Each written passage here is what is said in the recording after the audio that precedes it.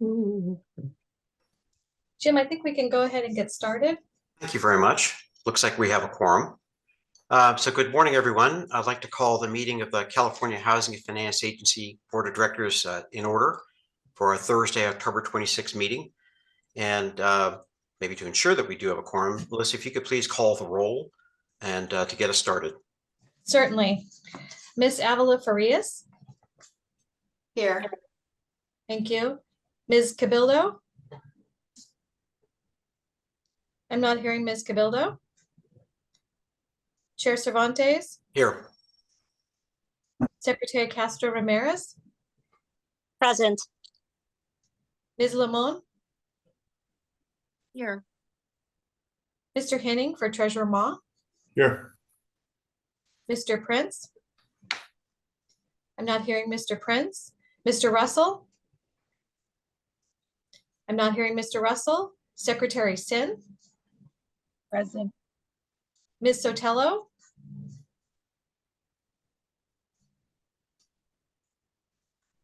Let's see, did we lose Ms. Sotelo? Are you? Saw her earlier. She may be having technical issues. Okay, we'll check back in a moment. Director Velasquez. I'm not hearing Director Velasquez. Mr. White. Here. I'm sorry. Gustavo Velasquez is here. Thank you, Director Velasquez. Got it. And I'm sorry, Mr. White. Present. Mr. Williams. Present. We're hearing a lot of background noise at the moment. If everyone could mute themselves, thank you. And then back to Ms. Sotelo. Present. Thank you. Okay, Ms. Mirzazad. I'm not hearing Ms. Mirzazad. Ms. Miller. Not hearing Ms. Miller. Ms. Johnson Hall. Good morning, I'm here. Thank you. Chair Cervantes, we do have a quorum. Thank you very much. And the second item on the agenda is the approval of minutes from the September 21st meeting. I'd like to get a motion to approve unless there are any comments or corrections to the minutes. Motion to approve. I'll second. Anna Marie. Thank you, Director Henning and Director Avila Farias. Our protocol is to approve the minutes with a motion and second unless there are any questions. So we'll deem them approved. The next item, update from the chair and the executive director. So we'll do that. And then I'm going to sort of break protocol after that before we move on to the audit. I'd like to sort of acknowledge one of our members who is moving on to bigger and better things. So we'll get to that after the initial comments. And I think what I wanted to highlight just as the chair's comments is that I went to the conference of the National Council of State Housing Agencies, which is sort of the umbrella organization for the 50-odd housing finance agencies across the United States and some of the territories. And sort of an advocate for our collective interests, a lot of sharing of information. And there's a couple of things I wanted to note from that, which is that we put in for some awards in as much as they recognize sort of special effort in different areas that comprise the work of housing finance agencies. We received 2 awards, which is about really, I think, as much as any other organization across the United States. And I want to acknowledge that. The first one was for our under system overhaul financial decision making. This is the sort of reboot of our financial policies leading up to the bond financing we talked about last week, sort of updated oversight, the whole systemic redirection of the effort that was led by our executive director and finance director, Erwin Tam. And just want to acknowledge the great work that was done there that led up to that moment where we received the award. And the second award in the home ownership category, perfect, there we have it, for the accessory dwelling unit program under the home improvement and rehabilitation category. And there, and I certainly want to acknowledge the work of Ellen Martin and her team for sort of applying great creativity to an effort that made a difference for Californians. And I also want to sort of highlight the role of the governor and his staff in fostering this program, and our legislature, especially Assemblymember Ting, for the work that they did to sort of craft this.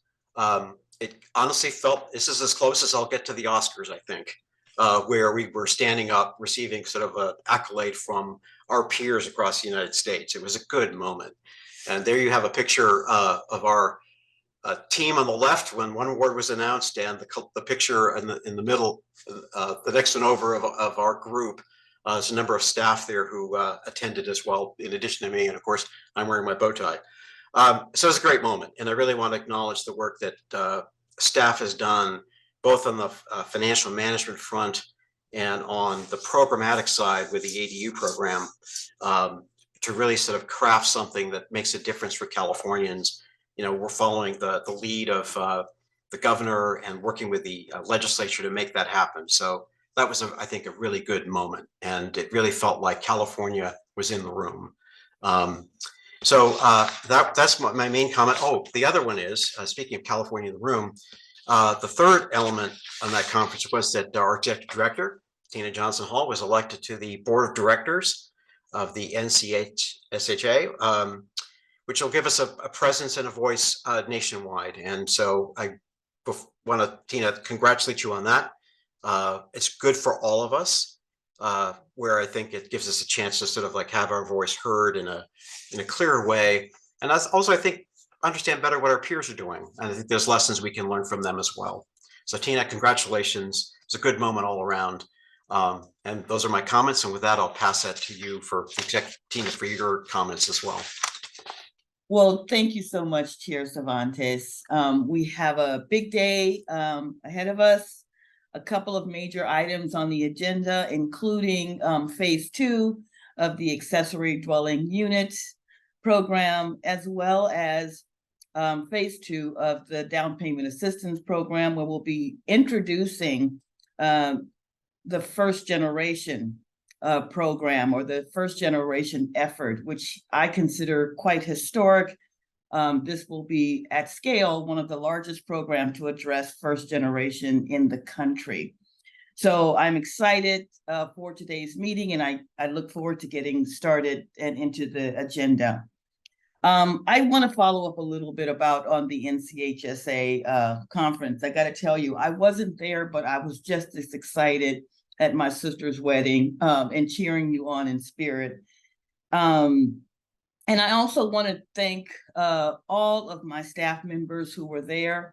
Thank you, board chair, for taking the time out to be there, as well as the deputy secretaries from BCSH, Sasha Kurgan and Miles White, who attended this conference, I think, for the very first time. I agree with you that attending these conferences not only enlightens us on the work that we do, but it also enlightens the universe about the work that we are doing here in California. And I think there's lessons to learn on both parts. At the event, as you know, they announced these incredible awards. I'm proud to report that, as you noted, that I was elected as by my peers to be on the board of directors. It was not a walk in the park. For whatever reason, there are a lot more people who are interested in being on the board than ever before. And so thank you to the support of my team, especially marketing and communications and IT, who helped me clear the pack and land in the winner's circle. I'm also very, very excited about this ADU program and also the financing initiatives. Receiving those national awards of excellence just puts a fine point on the fact that we've been doing the work. And again, this is voted upon by our peers. And so that makes it, in my mind, extra special. So those awards specifically outline the work that we do, but I want to specifically congratulate some of the members of my team who were there and who did the work right from the beginning. That includes, on the ADU side, Ellen Martin, Cheryl Silva, who you'll hear from today, Nick Kufasimas and Molly Ellis in the single family division. Incredible work. it was hard for them. But in spite of that, they persevered and they made it happen. Remember, that particular program was a brand new delivery system. And it was designed from scratch, from nothing. And yet it was well executed. And now we are preparing for the next phase. And all of that incredible undertaking is going to make us equally successful, I think, as we roll out phase 2 of the program. Same thing on the financing side, Irwin Tam.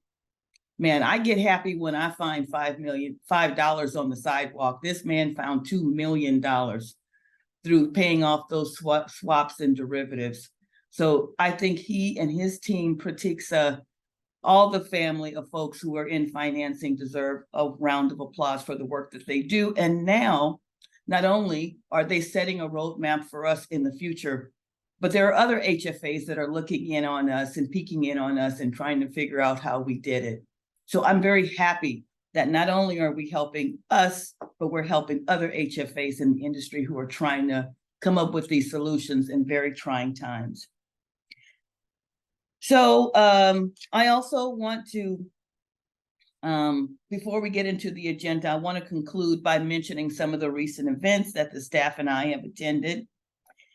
It's been a whirlwind. This is conference season in the fall. And I had the honor of giving 2 keynote speeches in 8 days, and also doing a panel on the same day of one of the speeches.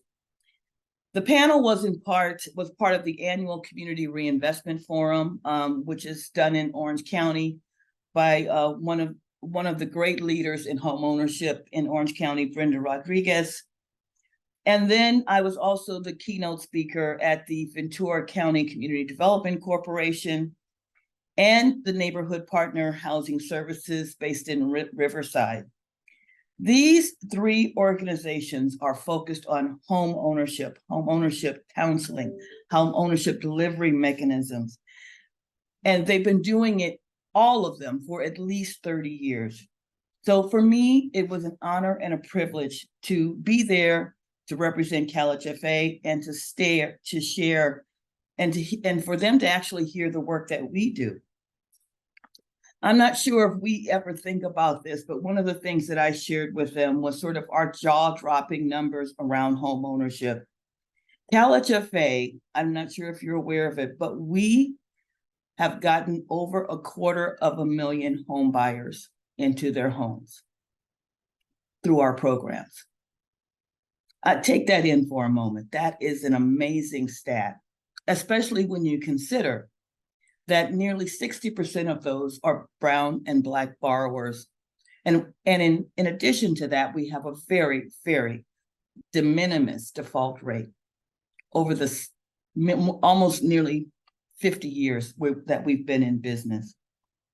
So for me, it has been really rewarding to get to talk about this, because as we know, home ownership is still the #1 way to wealth in disenfranchised and communities and throughout the state of California. And then earlier this week, I was joined by 2 other directors from CalHFA, and we met at the house of Director Gustavo Velasquez and his team at HCD. And we had a really interesting meeting with a delegation from the United Kingdom. I think my biggest takeaway there was how similar we are in our challenges, but how committed we are in developing solutions. And I'm really, really glad that Director Velasquez opened his house and we were able to collectively share the good work of California and also learn and hear about some of the good work that they're doing in the country, in England. And then finally, I will share that CalHFA representatives will be speaking tomorrow at the grand opening of Twin Oaks Senior Apartments in Oakley, down in Contra Costa County. So this is another one of our mixed income program development, and it's exciting to see more and more of them coming online. So with that, I will hand it back over to Chair Cervantes to get us started on the agenda. Thank you very much, Tina. So I'd like to for Bagley Keene purposes, we'll just say that this is extension of the chair's comments, but I do want to acknowledge Secretary Castro Ramirez, who has been an integral part of our work for so long. I mean, I can't imagine the work that goes into running BCSH with all its myriad pieces. But for CalHFA, Madam Secretary, I just wanted to thank you for everything you've done. You'll be missed on our front. But I know that the work you're going to be doing in Los Angeles is just critical. And, you know, you have our heartfelt support and frankly, my admiration for sort of taking that on. So kind of wanted just to pause here, just acknowledge your contribution to the broader effort in California. And wanted to note that we have a little something for you. Thank you, Tina, for putting that on the screen. So for you to take with you when you set up shop in Los Angeles, somewhere in your office there. And I'm sure you'll be out of the office probably more than in. But you know, we just wanted to sort of thank you for everything you've done for us. It's made a real difference. And I know we only have you for a few minutes. There may be board members who want us to add on to what I've got to say, but I sort of want to give you the floor here as well. So please, Secretary Castro Ramirez. Thank you, Chairman. Thank you so much. Members of the board, Executive Director Johnson Hall, to the entire CalHFA team, to all of our partners and stakeholders, thank you for the work that you do every day. And this is my last meeting, as the chairman has indicated. And I guess it is fortuitous that my last meeting is in community. I'm actually in San Diego at the sacred place of Chicano Park. Specifically, I'm at the Chicano Park Museum and Cultural Center. We're here with a group of members of the Strategic Growth Council, meeting with this community and learning about their history, their resilience, and how the state can continue to support the investments in housing and community development, et cetera. And so just wanted first and foremost to thank you all so much for the dedication that you bring every single day, whether you're a board member or a staff member, the dedication to a vision that has been the centerpiece of the Newsom administration.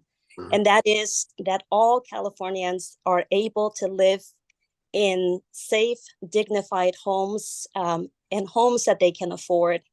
My heartfelt gratitude, of course, to the governor for his bold leadership and for entrusting me to lead this agency, as the chairman mentioned, an agency that is focused on advancing the housing priorities, the homelessness priorities, civil rights, and also consumer protections. For the past 3.5 years, I have led an amazing team at our agency with 12 different entities and 40 boards and bureaus. And I feel really proud of all that we've accomplished and also very proud of the legacy of opportunity that we have created. But it's also nothing short of historic serving with each of you on the CalHFA board as we took a very comprehensive approach to expanding rental and homeownership opportunities. It was a delight, Tina, to hear you reflecting on the national awards and the chairman on the national awards that CalHFA secured recently, but also on the number of people, a number of new Californians that have a place to call home and a place to call home through homeownership. Together, we've accelerated the production of affordable housing. We've increased the alignment of the state's finance system. Want to, of course, acknowledge the leadership of Treasurer Ma in this effort. We've also established stronger local accountability measures and deployed historic funding investments. And we oversaw the implementation of new housing programs by the CalHFA team, as we heard earlier, including, of course, the Mortgage Relief Program, the ADU Grants Program, and Dream for all with a focus on equity and making sure that these programs were reaching the people that typically get left behind. So thank you all for your efforts. Thank you for creating greater access and opportunity and stability for Californians. Serving on this board and serving as BCSH secretary has been one of the greatest privileges and joys in my career. But as was mentioned earlier, I'm not going very far.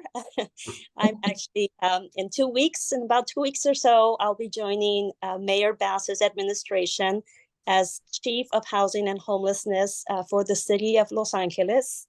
I look forward, of course, to continuing our partnership and moving with urgency to build more places for people to call home and a supportive community where there's a sense of belonging. Because at the end of the day, that's what we all desire, to have a home and to feel like we belong. So thank you so much. Thank you. And I note that there are several hands raised board members who would like to add on as well. So before we let you go to other things, I do, in the order I've got it, I would like to acknowledge Director Williams. You've got your hand up. Well, Secretary Castro Ramirez, I just want to express my gratitude to you. Our interaction happened when you were in Washington, D.C. and having an opportunity to come to HUD and to advocate and to celebrate the great things that were happening in Sacramento. And then having you come and present the Choice Neighborhood Initiative check in person. Having someone in your leadership who understands what it's like to operate an agency, a public housing agency, a federal agency, to serve as the secretary here in California. It is a privilege to know you as a professional, but also to know you as a friend. And I just want to say we wish you all the best. We know that there's great challenges ahead, but you've proven you don't shy away from the hard stuff. So on behalf of all of us in Fresno and those of you of us who benefited from your leadership, we wish you the best and thank you. Great. Thank you, Director Williams. Director Velasquez. Just very quickly, I know we have a lot of people that want to comment, but I just want to say that, the entrenched problems of homelessness and housing affordability have been decades in the making, and they were largely ignored up until Governor Gavin Newsom came into office. But he needed someone at the very top to be the person that would carry effectively that agenda, that call to action on housing. And there could not be anyone else in the country to do it better than the secretary. And the secretary cannot find for sure a replacement for the secretary, would only find someone that follows her steps. And it's been an incredible, I've known the secretary for many, many years, just an incredible leadership that she has provided to all of us, to Tina, to myself, to others in the administration. And it is because of her leadership that we have made the progress that we've made so far. Thanks. Thank you. Well said. Director Henning. Thank you so much. I just want to apologize for Treasurer Moss. She did want to pop on. I'm sure that she'll probably text message you because that's her normal way of communicating. But she so much wanted to be here just to say how much we do appreciate you. We're looking forward. We're blessed that we're going to be able to continue to work with you in Los Angeles, doing the great work, particularly around housing and this most important issue for our state. So above and beyond everything, thank you so much for your service here to our state, and we look forward to continuing to work with you in your new capacity. Thank you, Director Henning. And Director Avila Farias. Thank you. Secretary Lourdes Castro Ramirez, I'm happy, sad, but I wanted to thank you for your service on the board as one of the first two Latinas, Delilah and myself. It was so refreshing to have you come join this board. You've elevated us in so many different spaces in public policy, in the dialogue, and your ability to uplift the most vulnerable of the state of California in your leadership is nothing but admirable and educational to us all. Your presence is truly going to be missed on this board. So proud of what you brought to us here and what you're going to be taking to other communities. So it's not really goodbye. I'm honored that in the book of my housing journey that you are a chapter, and I'm honored and privileged to have that experience with you. But most importantly, you're leaving us with so much institutional knowledge on so many different spaces, and again, elevating the voice of the most vulnerable of our state. And you have always been that champion on this board, which I admired profusely, how you were able to navigate so many spaces and remember everyone and be a champion of public policy in those spaces. So thank you. And again, it's not goodbye. I hope our paths cross again and that we continue to write more chapters together. Yes. Great, thank you, Director Avila Farias, and I have Director Sotelo next. I don't know what else I can add, Secretary, but you know, I am so happy to have you come to Los Angeles.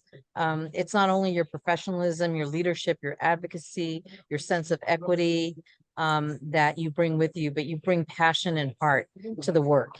And I think in our leaders, you know, it is hard to emulate that, and you do it so beautifully and so seamlessly. So I want to thank you for that. You know, I have known you for a series of years, and I have followed your career well. And, you know, I think you're deserving of all the compliments you've received and more. But we are truly honored to have you in Los Angeles and have you be a leader, you know, with a compassionate voice for those that need it. So thank you very much for your help and your work. And it's nice to be hopefully going to be working with you closer. Thank you so much. Thank you, Director Sotelo. I don't see any other hands raised. And I know you'll have to, well, I take it back. I've got one more. I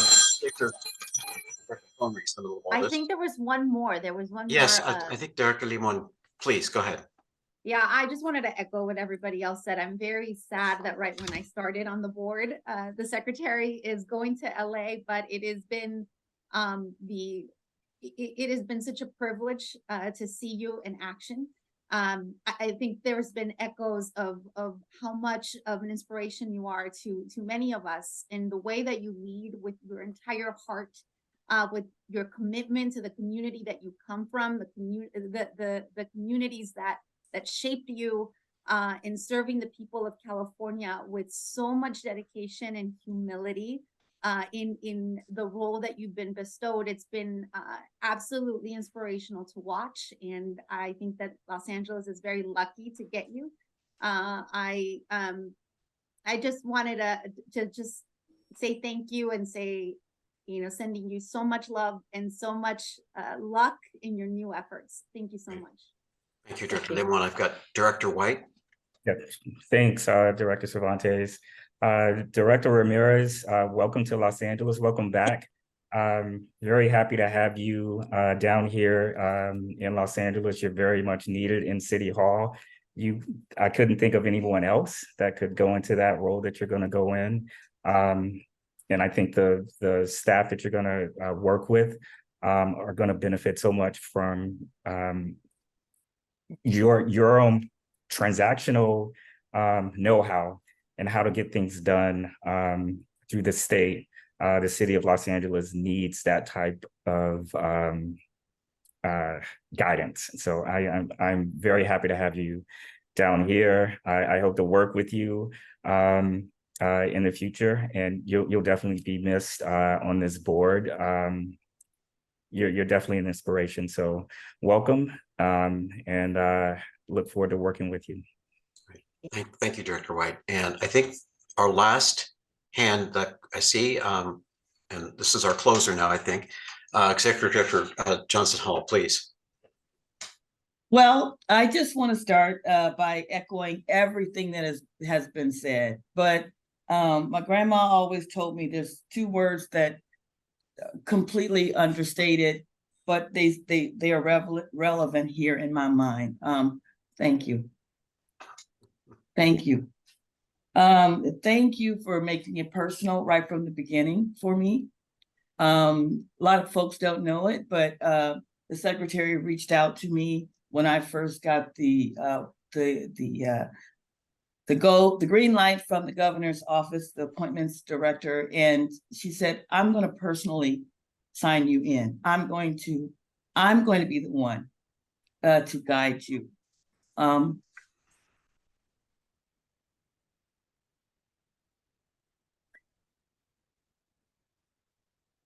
That was very important to me.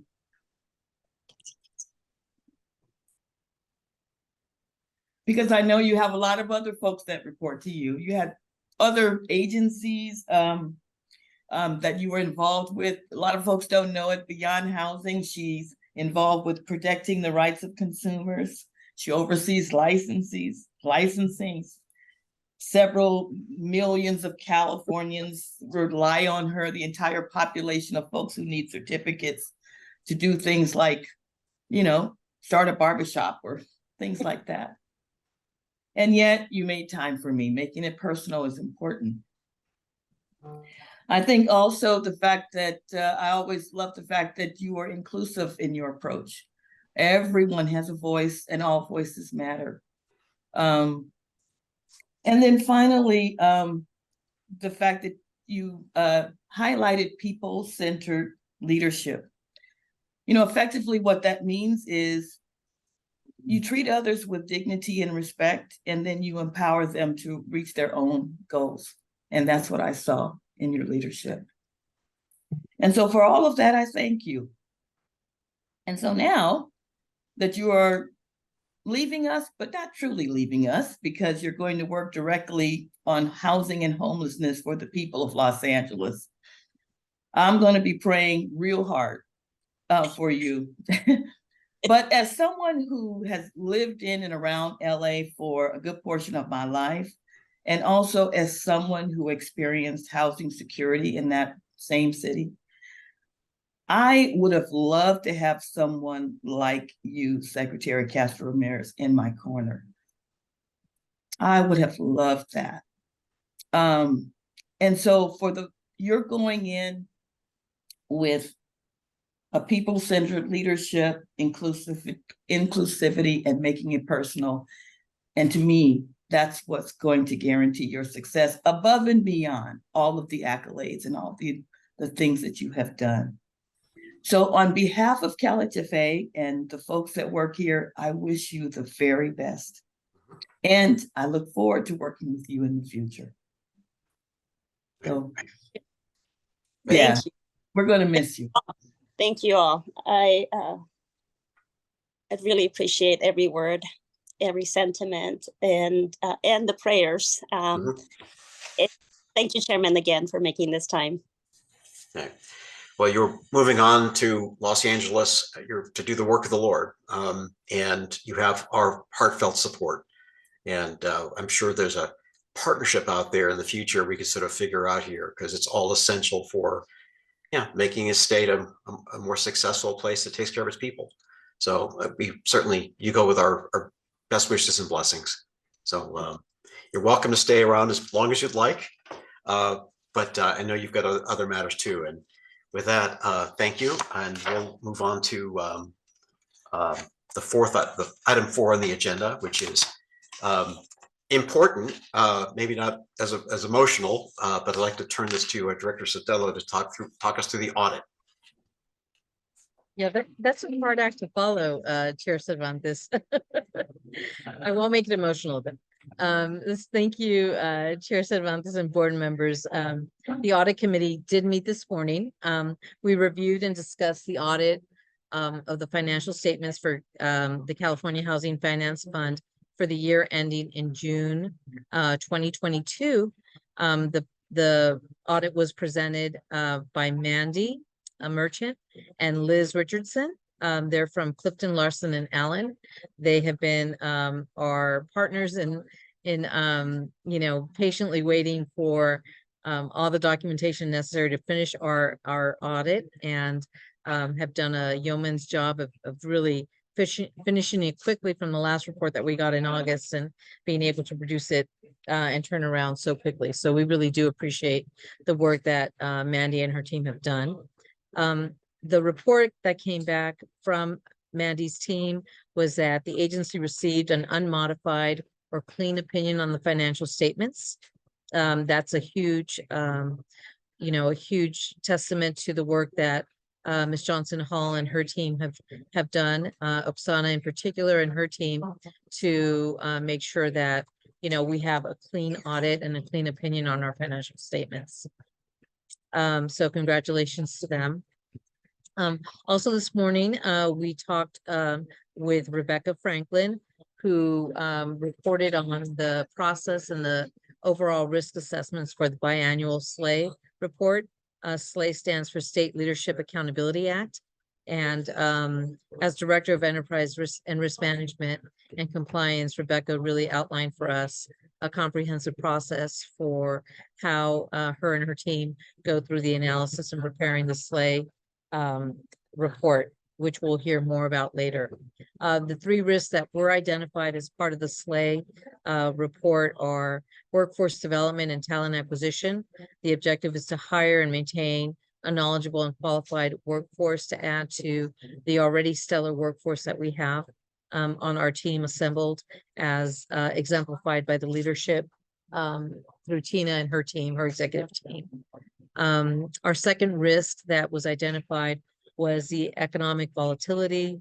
Really, we have to ensure that CalHFA stays relevant in the marketplace and positively impacts the housing needs of Californians. That means understanding our loan products on the multifamily side, and then adaptively adjusting our single family products to be responsive to the marketplace.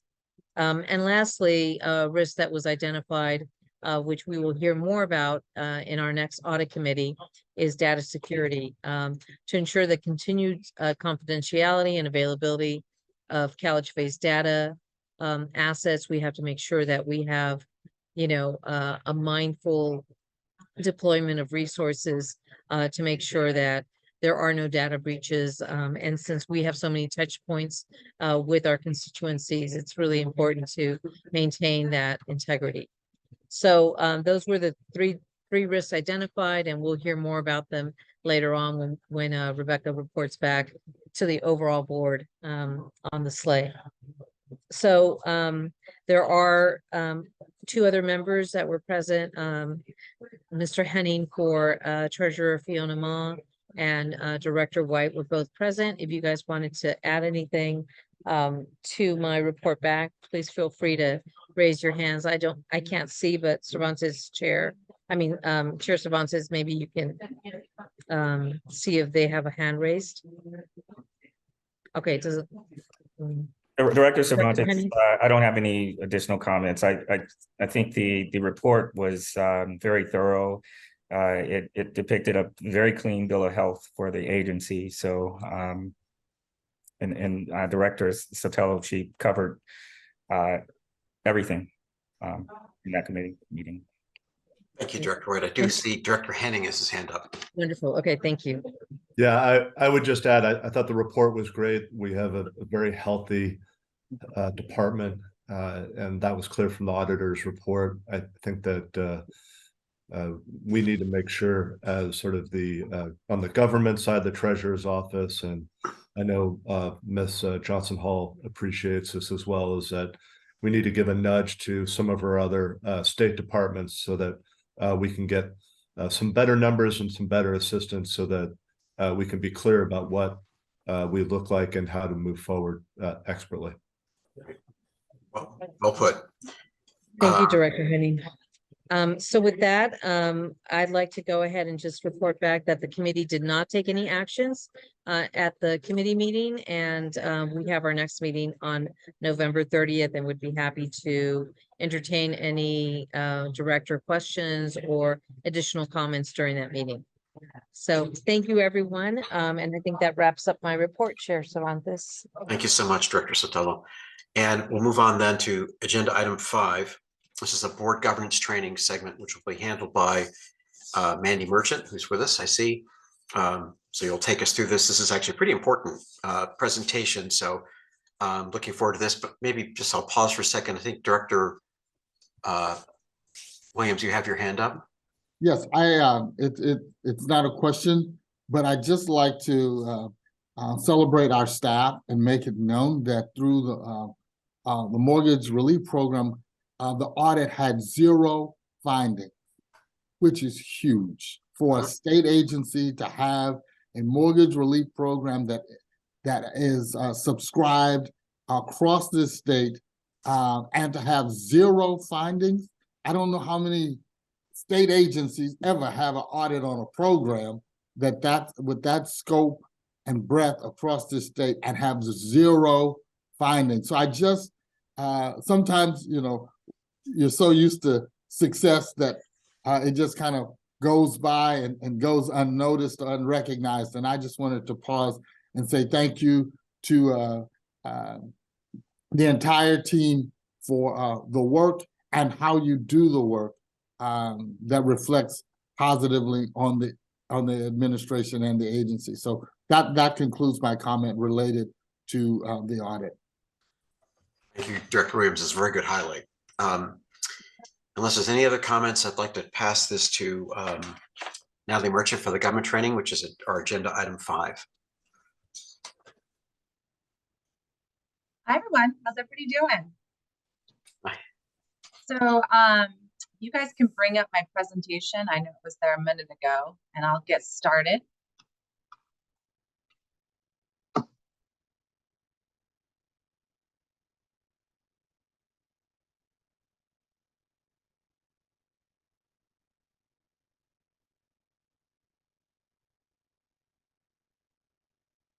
We're getting that queued up. 1 second.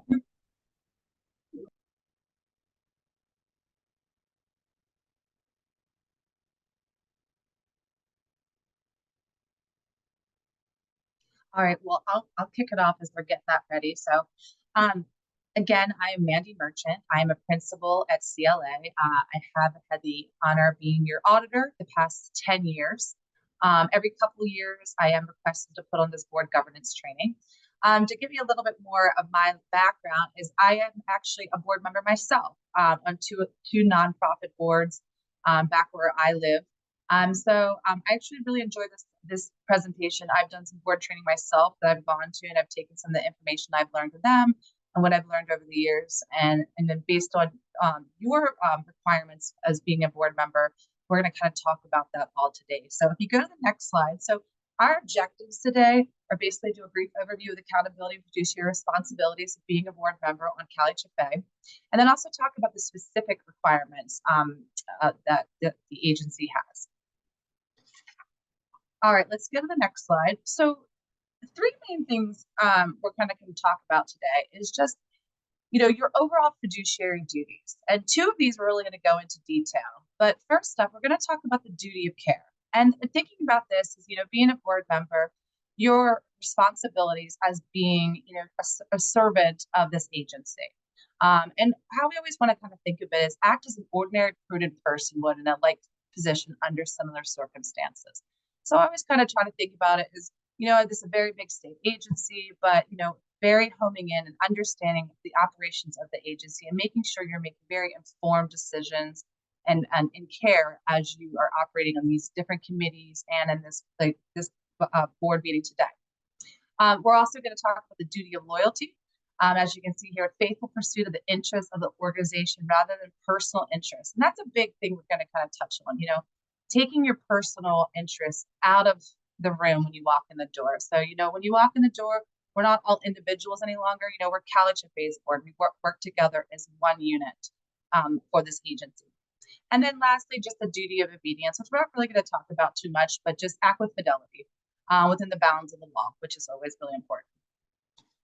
All right, so let's go to the next page. A couple things I wanted to highlight on the duty of care. First of all, the easy one, attending the meetings and actively participate in the work of the board. Everyone's busy. We know everyone's got a lot on their plate. But it's very important to show up to these board meetings, to show up on time. Because a lot of decisions that the agency needs to have made needs your stamp of approval. Making sure when you are on these committees, and I was just part of that one committee meeting, and I know there's a lot of work being done, a lot of presentations happening, making sure you're reviewing that work, asking questions. I feel that it's very helpful. Reach out to, management if needed. If something you receive, they ask you to review something and, put your signature on something, make sure you understand what you're signing. Just don't kind of blindly sign anything. Participating in board actions. If you are going to be participating in board actions, you've got to ensure that you're reviewing this information ahead of time. My experience with working with CalHFA, they're providing this information for these boards with plenty of time for everyone to be able to look through the information to make sure you're well informed. And again, if you don't feel well informed, ask the questions so that when you make these decisions, you're making them with all the information that you know. Obviously, knowing the books and records, of what the information you're being presented. No one's expecting anyone on the board to know everything going on at CalHFA, but knowing the information that's being put in front of you is what is your responsibility. And then lastly, just protecting the organization. Making sure you're not doing anything that would reflect bad on the agency. Nowadays with social media, Facebook and Instagram, people, I know at my agency, I'm sure you guys do too, when we hire new people, we always go out and check their LinkedIn and check their social media. So just make sure that how you're portraying yourself out there is also protecting the agency, and it has, there's no kinds of restrictions or legal requirements involved with that. All right, let's go to the next slide. Oh, and if anyone has any questions, just please at any time raise your hand or just jump in because you're kind of off to my right. So just kind of interrupt me and I can dive in deeper with you guys. So duty of loyalty. So let's think of it this way. All decisions made for the agencies should be in the best interest of CalHFA. Shouldn't be in the best interest of ourselves. So I know everyone comes to this agency with different backgrounds. You could be working in a nonprofit that might, benefit if CalHFA gave you money, or you might work at a state agency that might, kind of have some relationship. You got to leave that all at the door, so you got to make sure it's left at the door. And when you walk in the door for any of these board meetings or any decision you made, it's only about CalHFA. The other thing I always like to say is, you all are one voice. So making sure that, obviously you might have some disagreements, but you're still one voice after you make a decision that you go out to the public and say, hey, this is what we decided as a board. Although maybe somebody might have not been 100% agreed. But you do want to be one voice when you present out to the public. The first one I kind of see here in the blue box about written policies on conflicts of interest, and we'll get into that a little bit more. But I can tell you the times I see agencies that I work with get in the newspaper is because of conflicts of interest, related parties. It's a real big thing that you all need to just be sure. If it doesn't, doesn't smell good, doesn't look good, then don't do it. So be careful with that, especially with related, family members. I saw somebody in the DC area get a lot of trouble the past couple years, and it wasn't something that was done intentionally. It just kind of happened. But you just don't want to get yourselves in the paper for kind of doing anything. Obviously, do not divert a corporate business opportunity for your own personal gain, own organization, or for another entity. So, again, making decisions for friends, just ensure, at all times is the best for CalHFA. And then the last one is just, the taking of gifts. I'm pretty sure your guys' policy is $25. So anything above the $25 policy, you do need to report it on your annual required reporting. So, it's just better not to take anything, just to kind of keep yourself out of getting any kind of, appearance. Sometimes even if it's a small gift, it just might not look good for the agency. All right, let's go to the next slide. Okay, so one thing just here, and we'll go to a little bit more on the next slide too, but just kind of like governance versus management. Sometimes there's a little bit of a blurred line. Sorry, I have another slide that I was going to use to look at. There's a little blurred line sometimes about governance versus management. You know, and the way you got to look at it is governance, the board is really there for strategic direction. You know, you're there looking for the future, the mission. Is everything operating efficiently? Are there good policies and procedures in place? You're not developing them, but you're ensuring the agency has everything there. Is there good segregation of duties? So really I call it the big umbrella. You're the big umbrella, making sure everything is working. But then management is there for the day-to-day decisions. So, you know, they're for kind of like, you know, developing the internal controls, you know, making sure there's good policies in place. But just keeping, you know, we don't want the board ever to get too like in the weeds, as we like to say sometimes, making sure again that you come as one voice.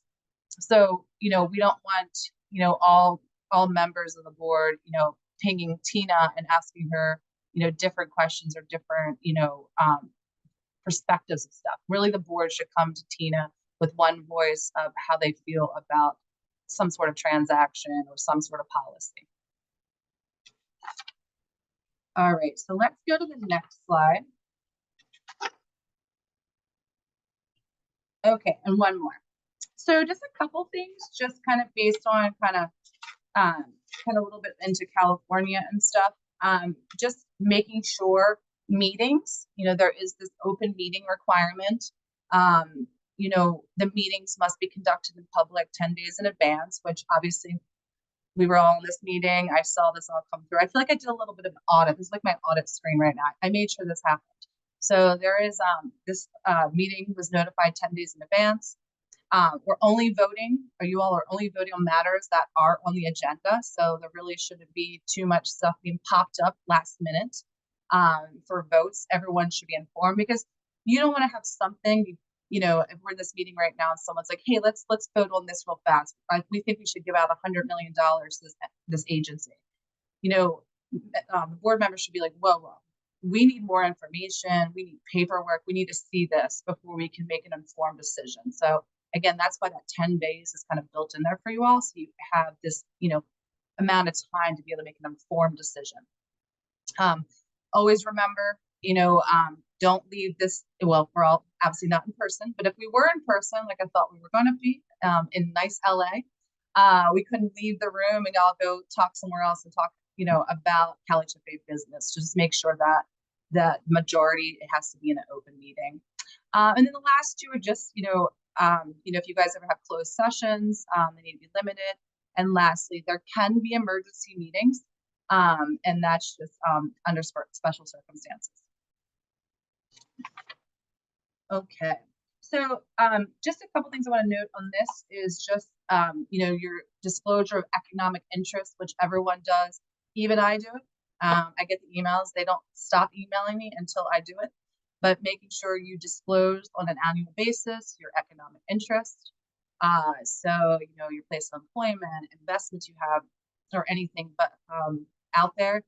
The first year we audited CalHFA many years ago, we did find that one of your board members did have an economic interest, had an investment in someone that had a close relationship with you all.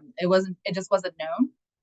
But it was something that was found based off of, we were reviewing your annual disclosure. So there's all made public. So just make sure that you are disclosing that if you have any kind of interest with any related party.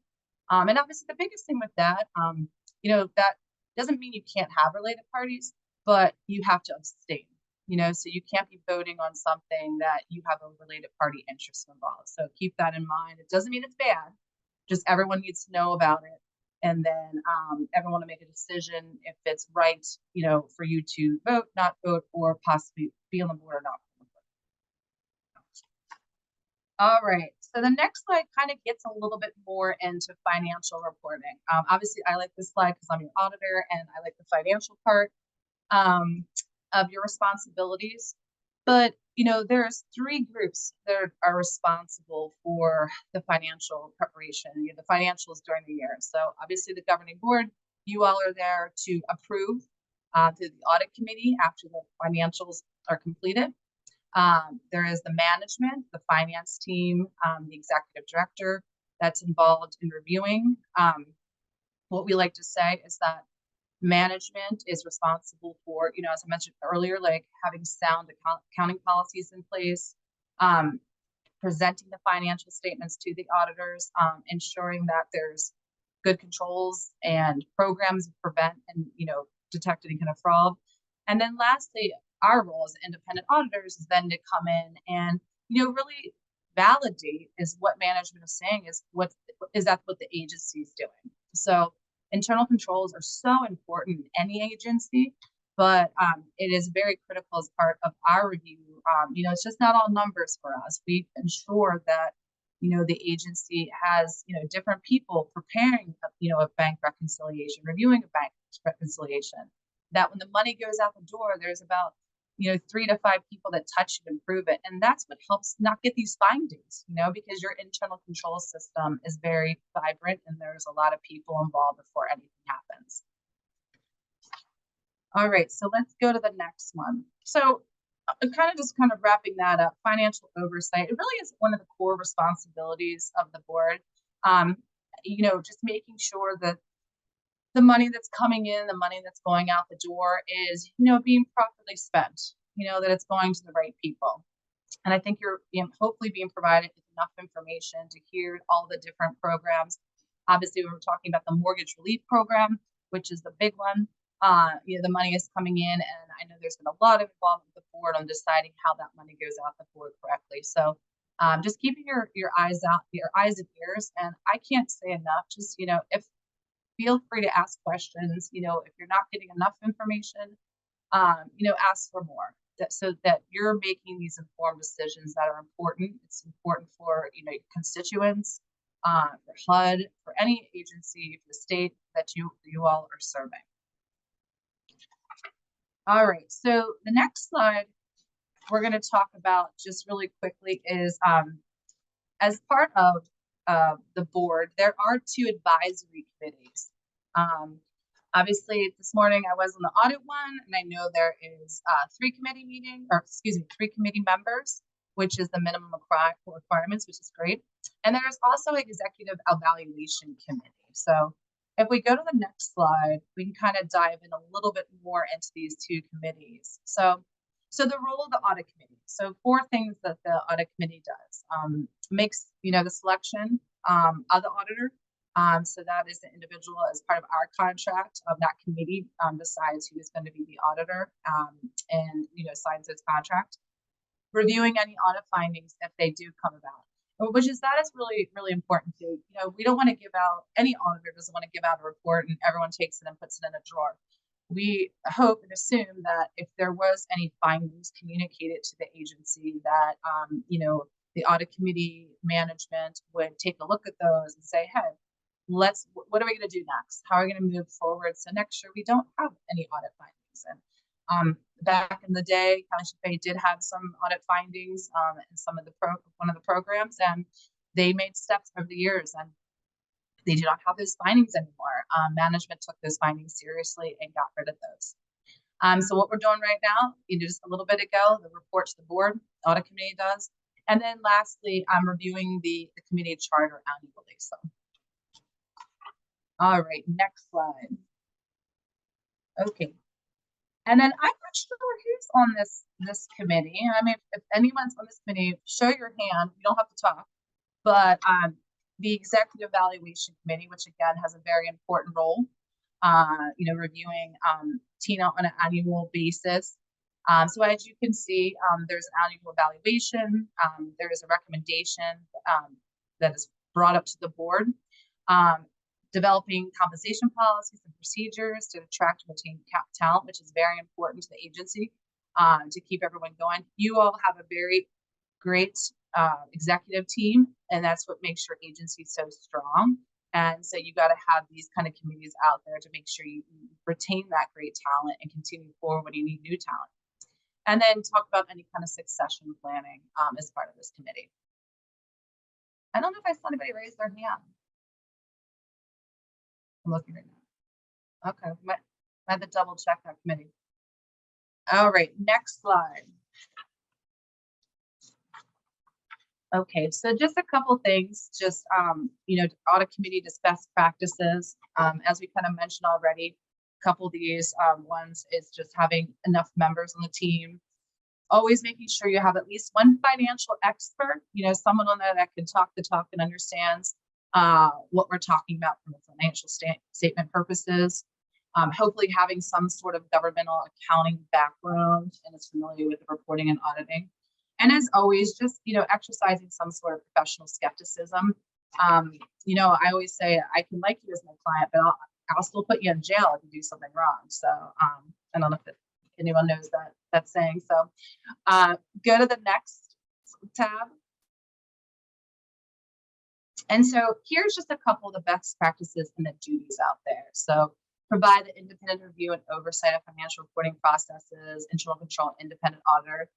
So that's just very important to ensure, that if there was anything really wrong, we're having findings, that is there some sort of, control or process that the agency needs to change. And if there was, that would be kind of something we channeled up to the audit committee to kind of review and improve. Ensure if there was any kind of retention or treatment of complaints, regarding the accounting, internal control, or auditing matters, that would be discussed with the audit committee.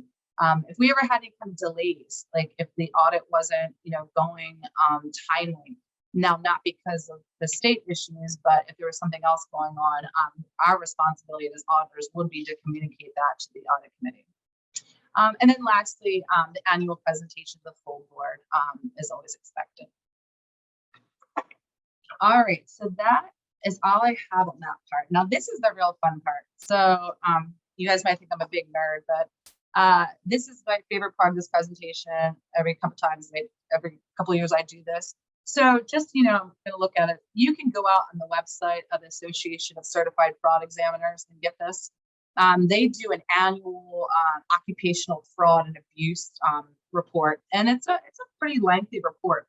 But it's great. It kind of gives like a kind of a status of the year. They kind of look at fraud. So if you go to the next slide, so basically what they do is they look at fraud that's occurred over 133 countries this past year. So why am I presenting this to you guys? Well, everyone has always got to be aware that fraud could occur. And, it's very good to make sure the board members are aware that this could occur. And so this is giving you a little bit more background, a little bit more flavor to always keep an eye out on this. This can happen. One thing I do want to comment that came out in the report is that occupational fraud is trending down. It's been trending down over the years, and also it's being caught faster and it's smaller losses, which is really great to hear. So again, this is occupational fraud, so it's not like fraud in a global spot, but I'm assuming we contribute a lot to electronic. You know what I mean? Like everything's done electronically, there's more controls in place. And so everything is not as manual as it used to be back in the day. So I'm not going to read all these to you, but I think it's just really interesting as you guys kind of see this, how fraud is kind of like, detected. As you can see, fraud is usually detected through tips. So 42% is by tips, and you'll see another slide here. That's why it's so important to have like a hotline or something in place where your employees, your constituents, anyone feels comfortable to raise their hand and say something appears to be wrong. So I think that's really important to look at. Actually, you can see down the right-hand corner, corruption is the most common scheme in every global region. So, what's hard about corruption is it's kind of usually done with collusion, and collusion is one of the hardest frauds to detect, just because, when there's multiple people involved, it makes it a lot harder. So if you go to the next slide, so you can kind of see right here, it's kind of highlighting organizations with hotlines. It's kind of like, you find the fraud quicker, it's a less amount of money and everything that's there. So that is always really important to see. One thing I don't think I put a slide up here is, I'm sorry, gentlemen commit fraud more than ladies. So just so you know, it's actually on a rise. Women are going down each year, men are committing more and more. So that's just one thing I always like to bring up. You can kind of see here too, cryptocurrency. This is the first year I've kind of seen them talk about the cryptocurrency, but as of right now, that's only about 8% of the fraud cases is related to cryptocurrency. Next slide, please. This kind of just shows, looking at the owner's executive committing fraud. Although they don't commit as much, it is the largest losses. So that's just one thing they kind of like put out there. But again, internal controls, segregation of duties, all that kind of helps deter. We always say in the fraud world, what is the deterrent for fraud? And you can see here, this is where most frauds take place in these 4 departments. All right, so then our last slide. Okay, so again, right here, kind of see from the top. So we're talking about tips, how, fraud is detected.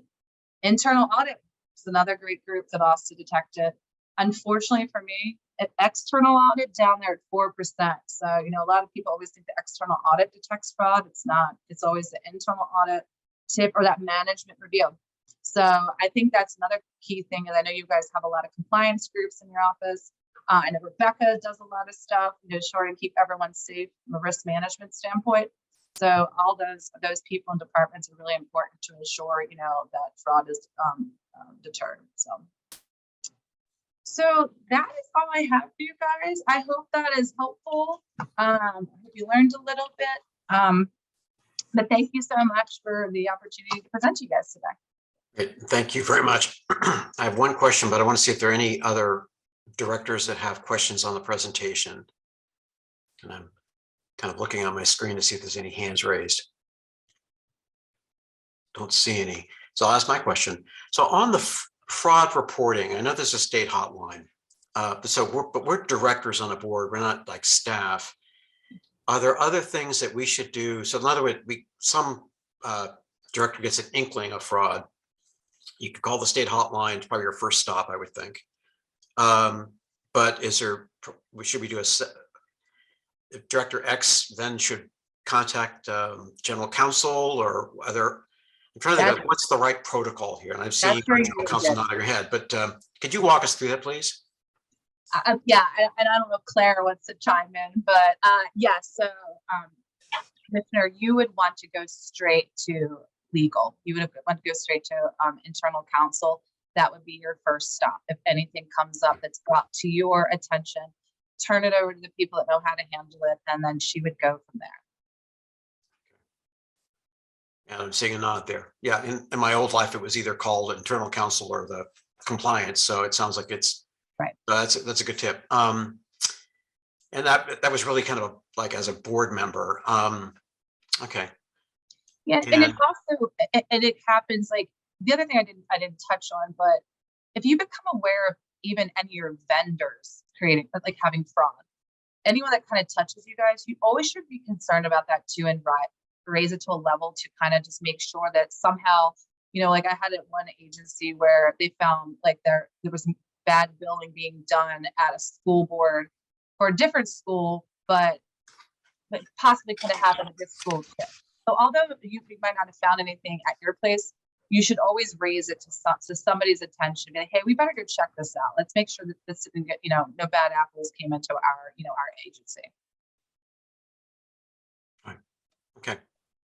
Thank you. Any other questions from the board on the presentation? It was very thorough. I went over ahead of time, Mandy. It was really helpful. I thought you'd laid it out very clearly in terms of what the board responsibilities are. So that was, I think, very well done. And thank you so much for the walkthrough here. It's important. Wonderful. Thank you all so much. Great. Thank you. So with that, we're going to turn to agenda item number 6, which has to do with the phase 2 of the California Dream for All program. Ellen Martin and Kathy Phillips will be presenting on this. So I'll turn the floor to Ellen and Kathy. All right.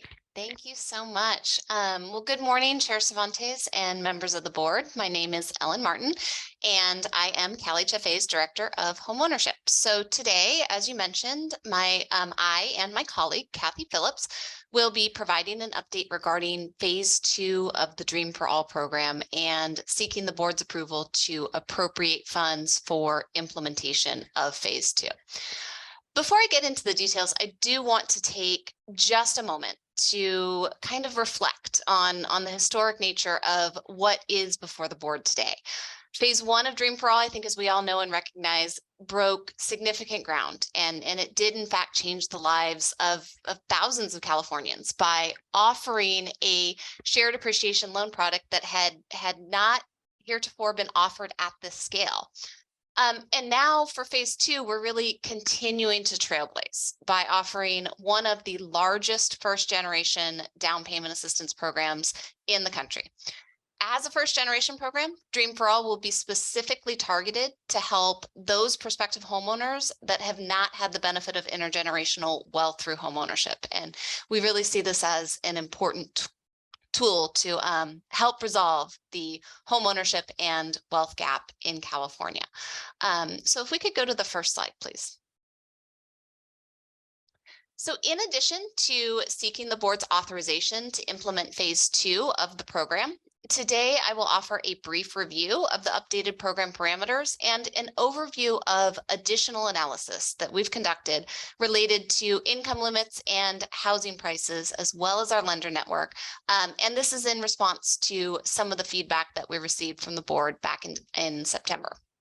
So I'll then hand things over to my colleague, Kathy Phillips, our Director of Marketing and Communications, and Kathy will provide a detailed description of our proposed marketing and outreach approach for Dream for All Phase 2. Next slide, please. So just a very quick review. The Dream for All program is a revolving shared appreciation loan program that provides loans for a down payment to qualified home buyers. Upon the sale or transfer of the home buyer repays the original down payment loan plus a share of the appreciation in the value of the home. So in phase 1 of the program, we had $300 million in available funding, which resulted in approximately 2,500 loan commitments. With an 87% pull-through rate, that translates to about 2,200 new California homeowners. Over half of those new homeowners belong to communities of color. 22% earned less than 80% AMI, and over 50% of those new homeowners identified as first-generation homeowners. So for phase 2 of the program, we have approximately $255 million in available funding, which includes this year's new authorization of $220 million, as well as fallout from phase 1 of approximately $35 million. Based on the average loan amount from phase 1, we estimate that this funding will support an additional 2,000 Dream for All loans. Next slide, please. So at the September board meeting, we offered an in-depth review of the proposed updated program parameters for the board's consideration and feedback.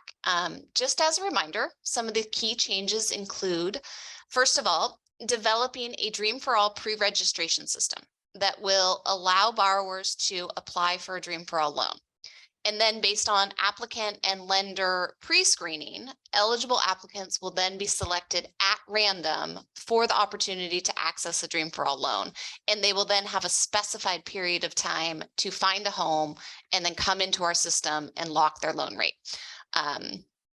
Secondly, aligning with statutory requirements, as I mentioned, we are instituting a first generation home buyer eligibility criteria, meaning that at least one of the borrowers on the loan has never been on title to a home and their parents or legal guardians have not owned a home in the United States in the last 10 years.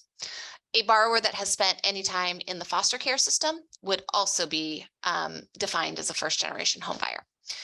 So as I stated earlier, over 50% of our Dream for All phase 1 loans went to first generation buyers.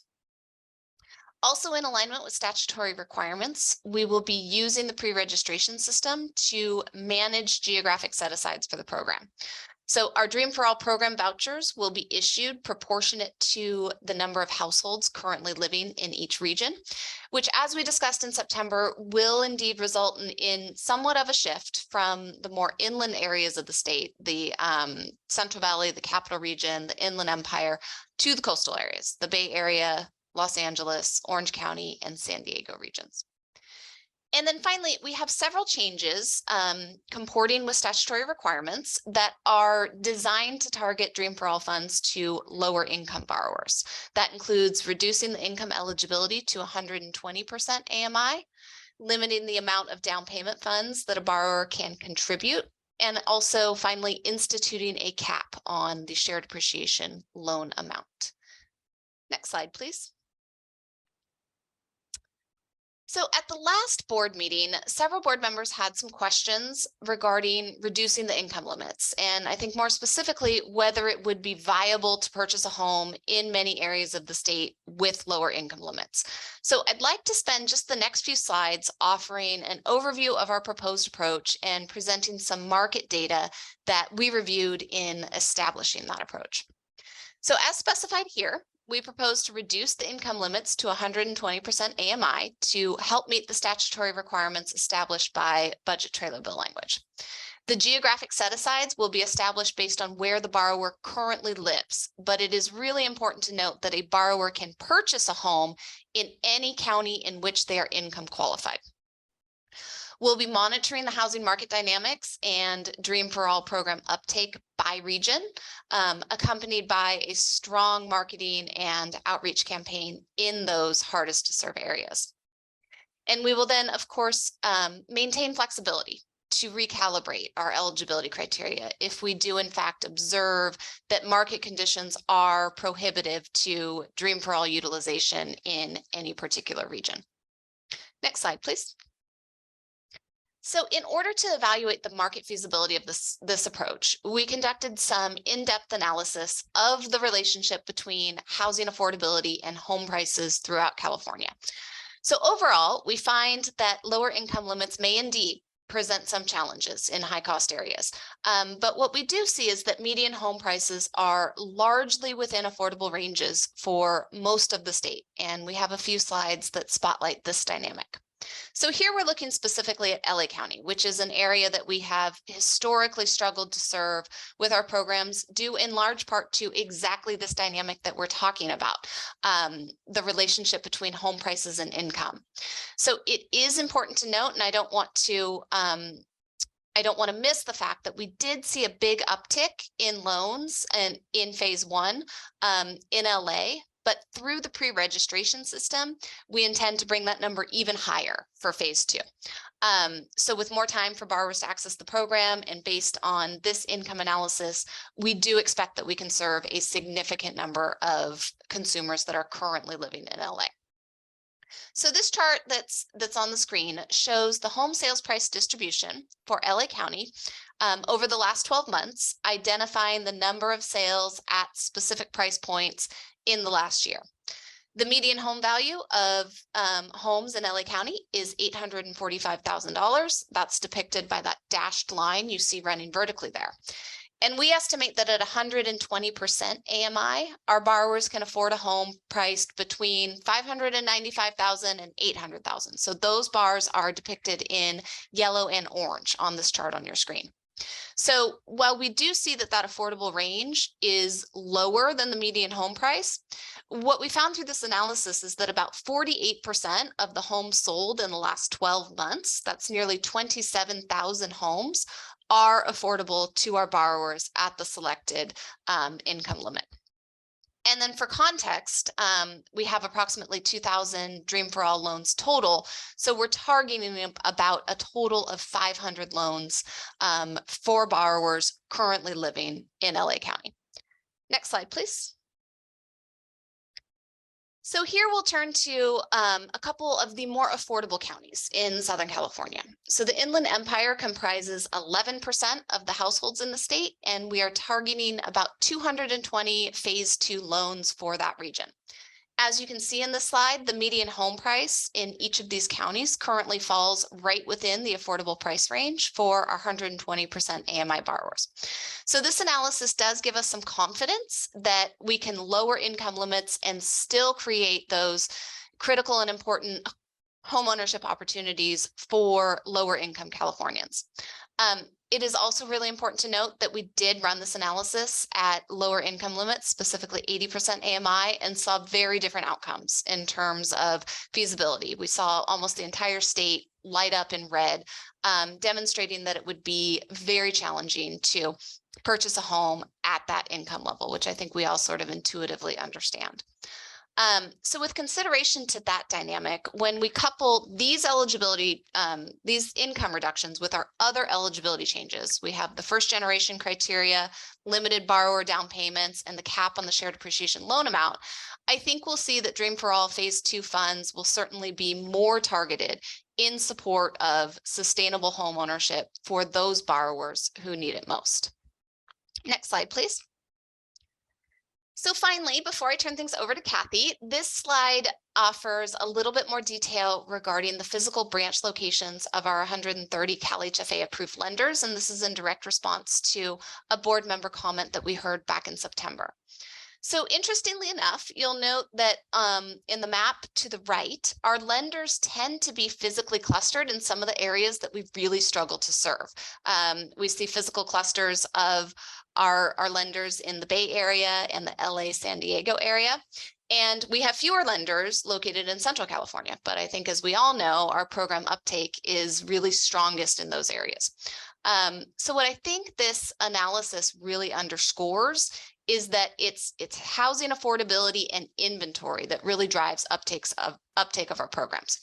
That said, as we undertake Phase 2 of Dream for All, our marketing and outreach efforts will certainly include a concerted effort to expand and diversify our lender network, and make sure that we cover the entire state, which my colleague Kathy will touch on as she describes our proposed marketing and outreach program in more detail. So I will turn things over to Kathy now to do just that.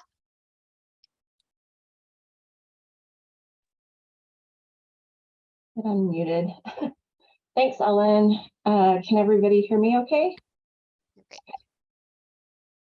So I'll kick it off by saying I think it's safe to say that all of us here are focused on ensuring that our historically underserved and BIPOC households hear about this program and have the opportunity to participate in the program. Therefore, we are putting together an aggressive yet very targeted marketing and outreach plan, which is focused on that important outcome. Next slide. So first, we will provide some opportunities for our housing advocates and partners to share the best housing or the best practices in reaching their communities. And we are planning to collaborate with some experienced advisors specializing in community outreach, individuals with established connections, and a trusted presence within these communities. Through these advisors, we aim to provide education and tools needed for nonprofits and advocacy organizations to deliver successful grassroots outreach. Additionally, we will educate our mortgage professionals, ensuring they have the tools needed to expertly assist potential homebuyers. Aside from our grassroots initiatives, we will also launch a digital marketing campaign, which will be dialed in on targeting our ads and messaging to the underserved and BIPOC households. In addition to the feedback that we heard from round 1, we have also received additional direction for this phase to reach first generation and lower income home buyers. Next slide. When it comes to messaging, we have previously heard from the board that a single location of credible information is needed in an effort to combat the misinformation out there. So I want to assure you that we are completely aligned in that thinking. Our Dream for All webpage on our agency's website will include the most current program updates and materials. And of course, we'll direct all of the communications that we release to that website. And with any marketing and outreach efforts, messaging will need to be clear and actionable.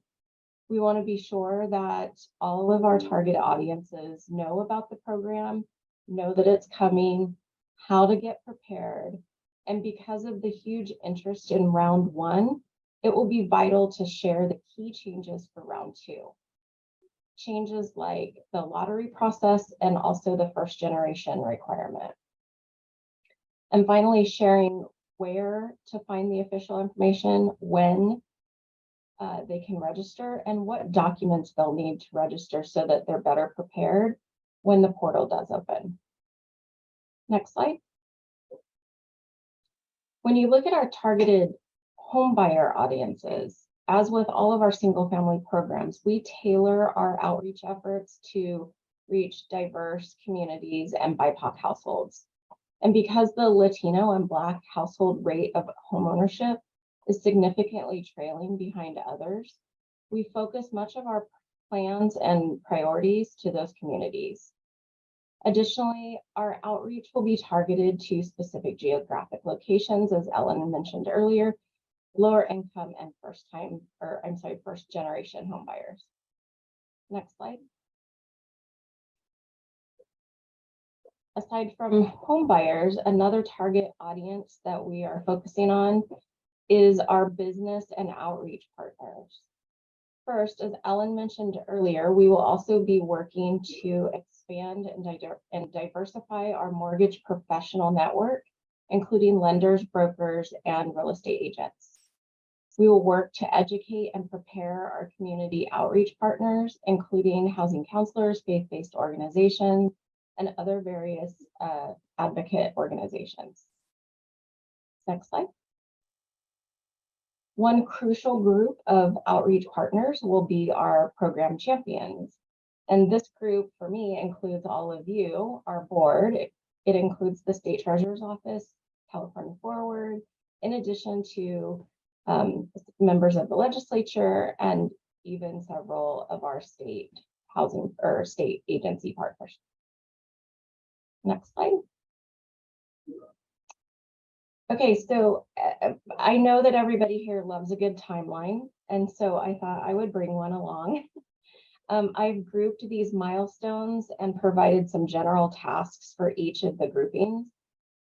First, we have already begun our focusing on the research and discovery efforts. Once the program has board approval, we'll begin more of the build and development stage, which includes finalizing the outreach plan and creating the materials and tools needed. And then, as you can see, we plan to be ready to execute the marketing and outreach tactics to our partners in November. That will be some of the education that we'll do. And then to the targeted borrowers starting in January and continuing through the registration period. Next slide. And for my final 2 slides, I just want to take a quick look at some of our outreach and marketing tactics that we've currently identified. Tactics for outreach partners include educate, supply, and support. First, we'll be holding some program education sessions, creating materials, and even some informational webinars. We'll supply our partners with digital collateral such as flyers and social media toolkits, and that updated web page that I was talking about earlier. And finally, we'll support our partners by checking in periodically through webinars and also monitoring that the program details being shared are accurate. Next slide. And then specific to marketing tactics, we will be producing organic and paid marketing efforts. We'll run targeted social media marketing and text messaging campaigns. We'll also be using out-of-home advertising, which for this plan includes Hispanic supermarkets and laundromats in targeted geographic areas. And finally, we'll run 30-second spots on radio stations that serve the Black and Latino audiences and print ads for our AAPI audiences. Next slide. And I know I said I just had 2 slides left, but I did want to leave you with this one bonus slide. I wanted to show that we've already begun laying some of the communication groundwork. Our latest quarterly update video was all about Dream for All, with a focus on correcting that misinformation that's out there. And I was pleased to see that we had the video had viewers of more than 2,700 times in just under 2 days after we launched the video. The next morning, Eric, who was featured in the update video, was presenting in Spanish to a group of home buyers during a home ownership event put on by the National Hispanic Organization of Real Estate Associates. And as he sat down, the loan officer on the panel next to him said, "Hey, you're that guy from the video yesterday." So I just wanted to highlight that we've already started communicating some, and we're being seen, and more importantly, being heard. So that concludes marketing and outreach, and I'll turn it back over to Ellen. Thank you so much, Kathy. So with that, we would respectfully request that the board approve Resolution 2312, approving implementation of Phase 2 of the Dream for All program and authorizing staff to take all actions necessary to do so.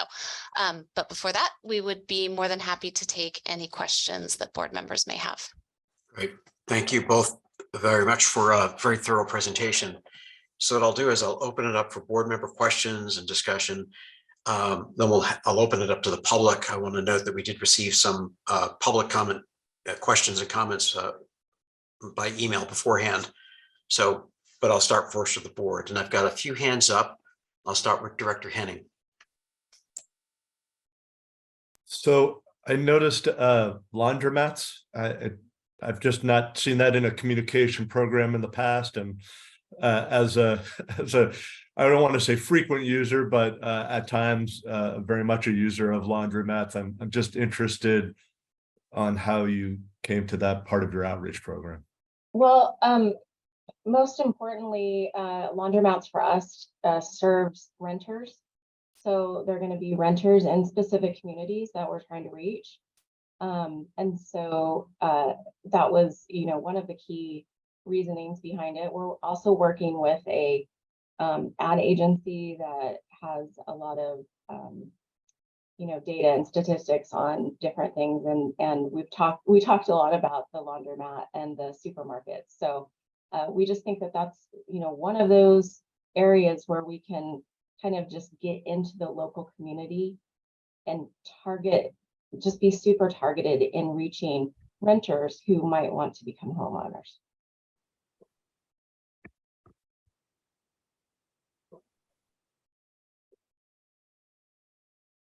Director Henning, any other questions? No, we're just looking forward from the treasurer's office, again, working on this incredibly successful program moving forward. It's interesting to look at this program and trying to figure out what we can do a little bit better, because frankly, how successful we've already been. And so I'm excited to sit down with you and talk about our partnership moving forward. Great. Thank you very much.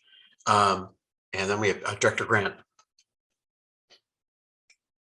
Hi, good morning and almost afternoon to all. I just don't really have any questions, just really more so just comments, just really excited about all of the work that you're doing on the outreach side, the data collection side, which is really, really exciting. And obviously, as we're going into phase 2, and using some of that evaluative criteria to kind of look ahead, I think is really, really crucial and important. I appreciated the diverse list of groups and the creativeness with the laundromat. I saw that too, Mr. Henning as well. Like, oh, that's very interesting. So just appreciate the innovation and the thought behind it all. BCSH, we just stand ready to help amplify in any way that we can. I'm sure all of the folks here on the board would want to as well, but we can use our BCSH channels as well to help and be creative. And as you kind of go through and looking at like outcomes of the program, I know at the beginning of the presentation, I saw some of the data, but will we have more detailed like demographic evaluative criteria, especially given the targeted audience that you're doing in your outreach? Other than that, just great job and looking forward to phase 2. Thank you so much for the question and really appreciate the comments as well. And we certainly look forward to our partnership with BCSH as we roll out phase 2.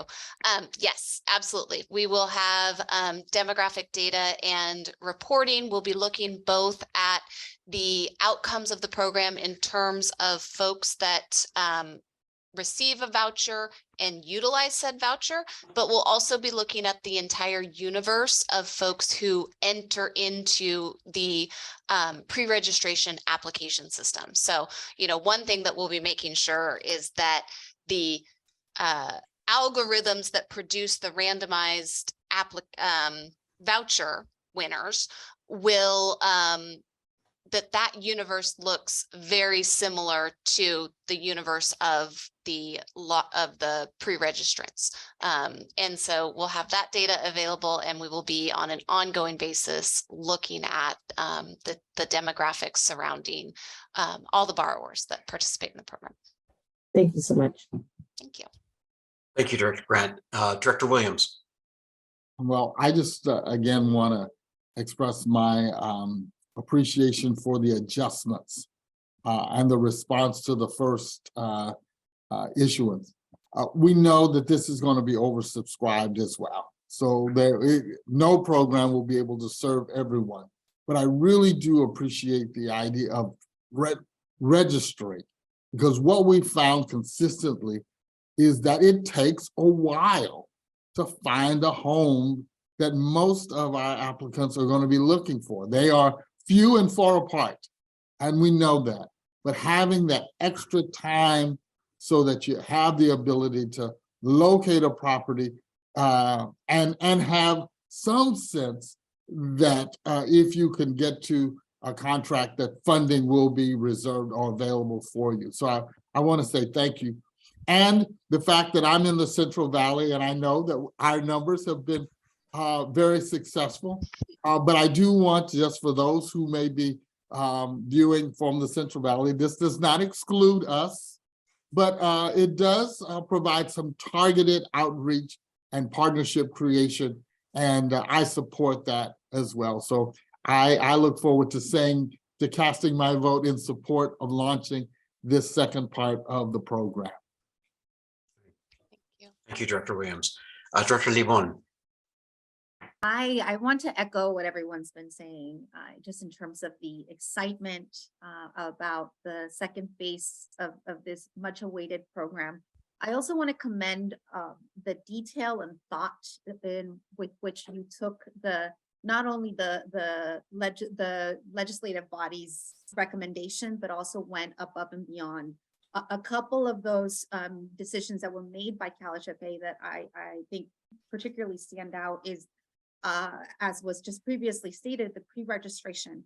I know that that's going to have a huge appreciation, having been a government worker before, of the time and resources that will take, but I really do believe that will ensure the success of the program. So really want to commend you.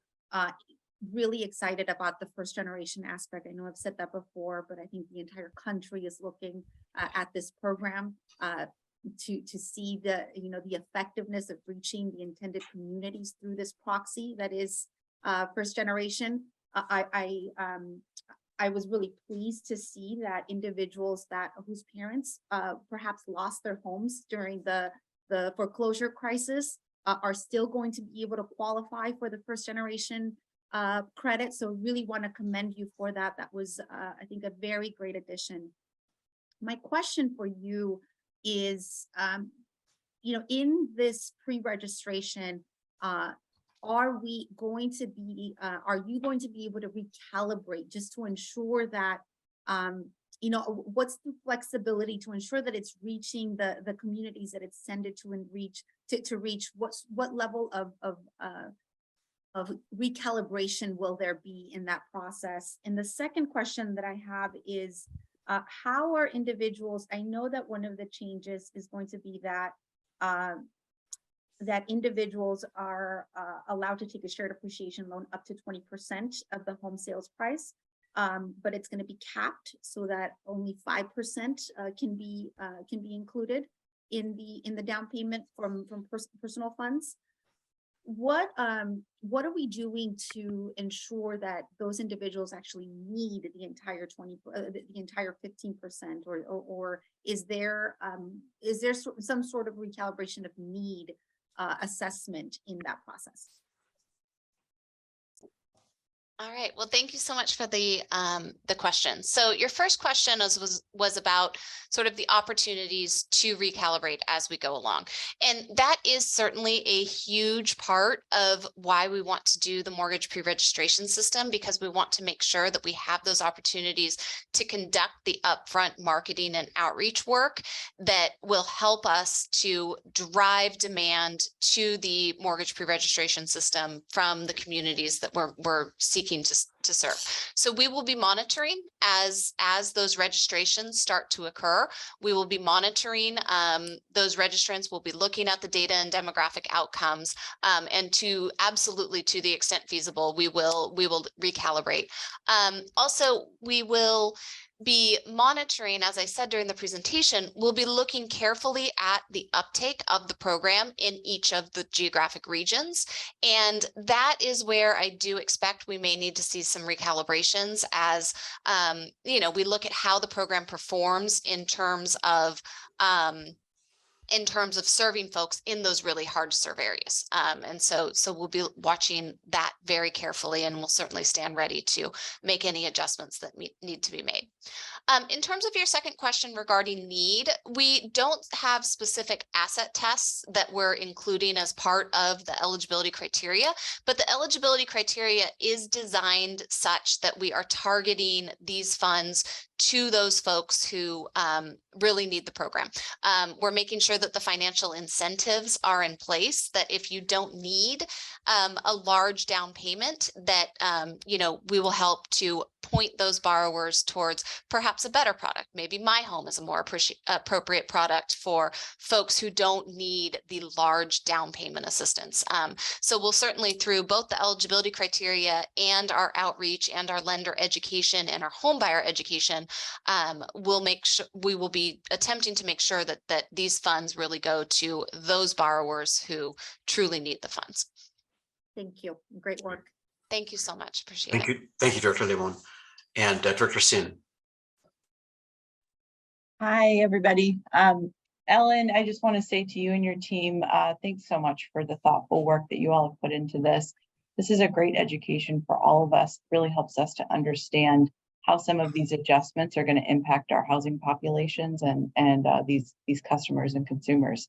I especially appreciated the explanation you gave about when adjusting the area median income eligibility, that how and what and where housing would still be available to folks. I think that's really crucial.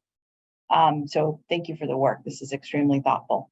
I do have one question. Do you have any information about phase one customers that were approved, phase one buyers, and how their loan repayments are going? Are we seeing a success in that effort?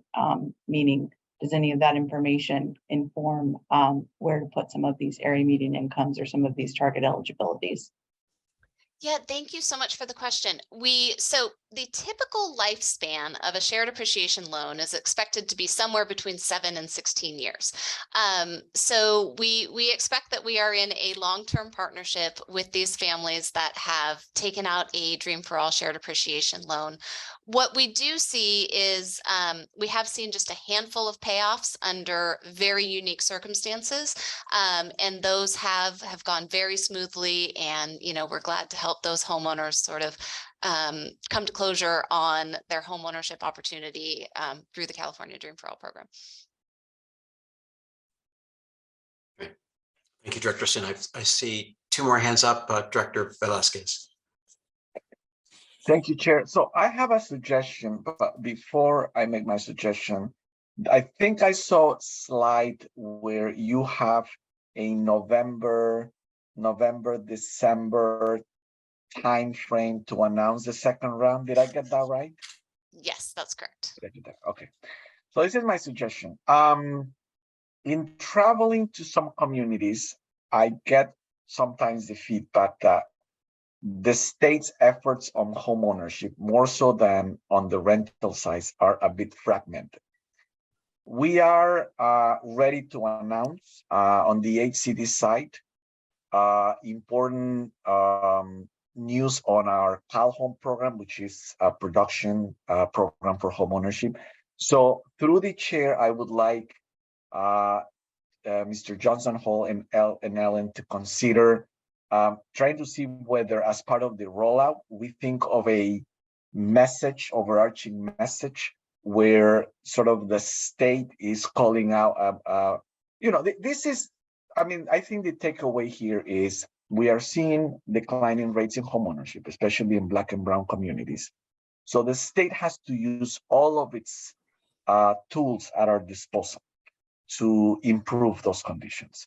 And so it occurs to me that given that we may have towards the end of the year some other announcements on our state's efforts to improve homeownership, that we look at, maybe we convene our teams to look at sort of that overarching message and really make sure that our communities know that the state is really aligned in our efforts towards improving homeownership. So I would just make that recommendation because it sounds like the timing on a few things that the state considering is aligning quite well. So just on the rollout and comm side of this effort, I propose that.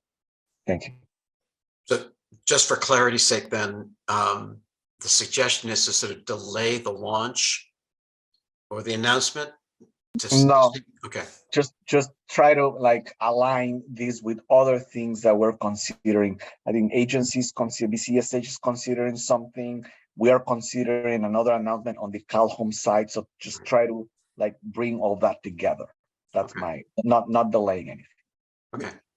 All right. I actually, sorry, privilege, Chair. Yes. I think that's a wonderful idea. And so, Director Velasquez, thank you for bringing it up. And I will be following up because I hear what you're saying. We need to show an alignment and collaborative effort on behalf of the state of California. And I think actually that will actually help the program in its overall performance. So yes, absolutely. I think it's a great idea. Thank you for suggesting it. Chair's note, this is one good reason why we have HCD represented on the board. So it's helpful to have this sort of collaboration. So it's a very good comment. Thank you. Director Velasquez, any other questions or comments on your part? Great. Thank you very much for sharing that. And I see Director Sotelo, you have your hand up. To augment Director Velasquez's suggestion, I think that one of the great partnerships that CalHFA can enter into is that with the cities. There are a lot of cities within the state of California, some smaller jurisdictions rather than the larger jurisdictions that actually have their own homeownership programs. And that to the extent that we can partner with them and inform them of and make them a partner in our advertising. I think, Ms. Martin, that would be a good idea to just identify additional home buyers that are basically maybe already going through a process with the cities and help complement, the efforts that they're making and bolster our advertisement to home buyers. I guess I have two other questions. One is with regard to the lenders with whom we work. Have we given underwriting parameters and or we can't really control the fees that they charge, but part of the challenge of any homeownership program is that we are really beholden to those first mortgages, right? So to the extent that there are first mortgages out there, and we are obviously working with qualified lending partners. I just want to make sure that we're mindful of ensuring that the fees that they charge are transparent and clear and can be evaluated kind of across the board. And then I had another question, but if you wanted to answer that one first. Yeah, I'll start with that question. Thank you so much. It's a really important question and I appreciate it. We do have influence over the fees that our first mortgage lenders charge. We have a cap of 3% in origination fees that they can charge when utilizing our first mortgage programs. Okay. Great. Yeah, that's helpful because oftentimes, with disadvantaged households and or lower income households, the underwriting is severely impacted by their ability to pay those points and pay those fees. Agreed. The second issue is, while I understand that the first program I think was subscribed within 15 minutes of launch, right? It was some ridiculously wonderful number. I think that part of the test of a true program is how it modifies its parameters to really focus on the policy objectives that we're trying to accomplish. And I think that you have done a stellar job in narrowing that down and being very clear and data-driven in terms of those parameters. So I applaud you for that.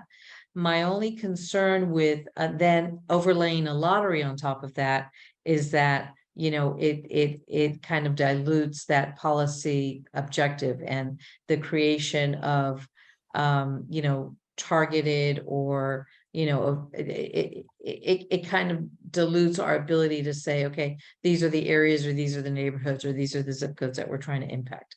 So can you just first tell me how the lottery as a concept came about? And obviously that is fundamental to what we're approving today as a board. And then the second is what kind of risk analysis or parameters have you done to make sure that the lottery is not necessarily, it doesn't undermine the programmatic initiative that you want to, or parameters you want to set.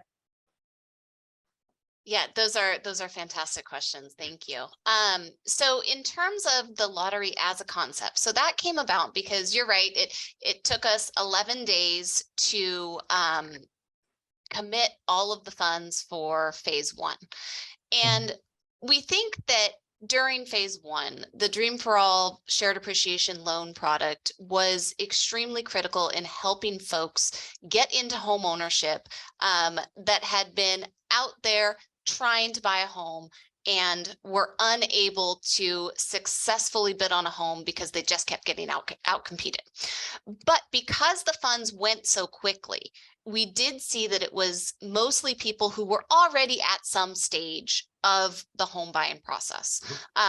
So we did hear over and over again that Dream for All helped folks become successful homeowners who had struggled to become successful homeowners prior to that.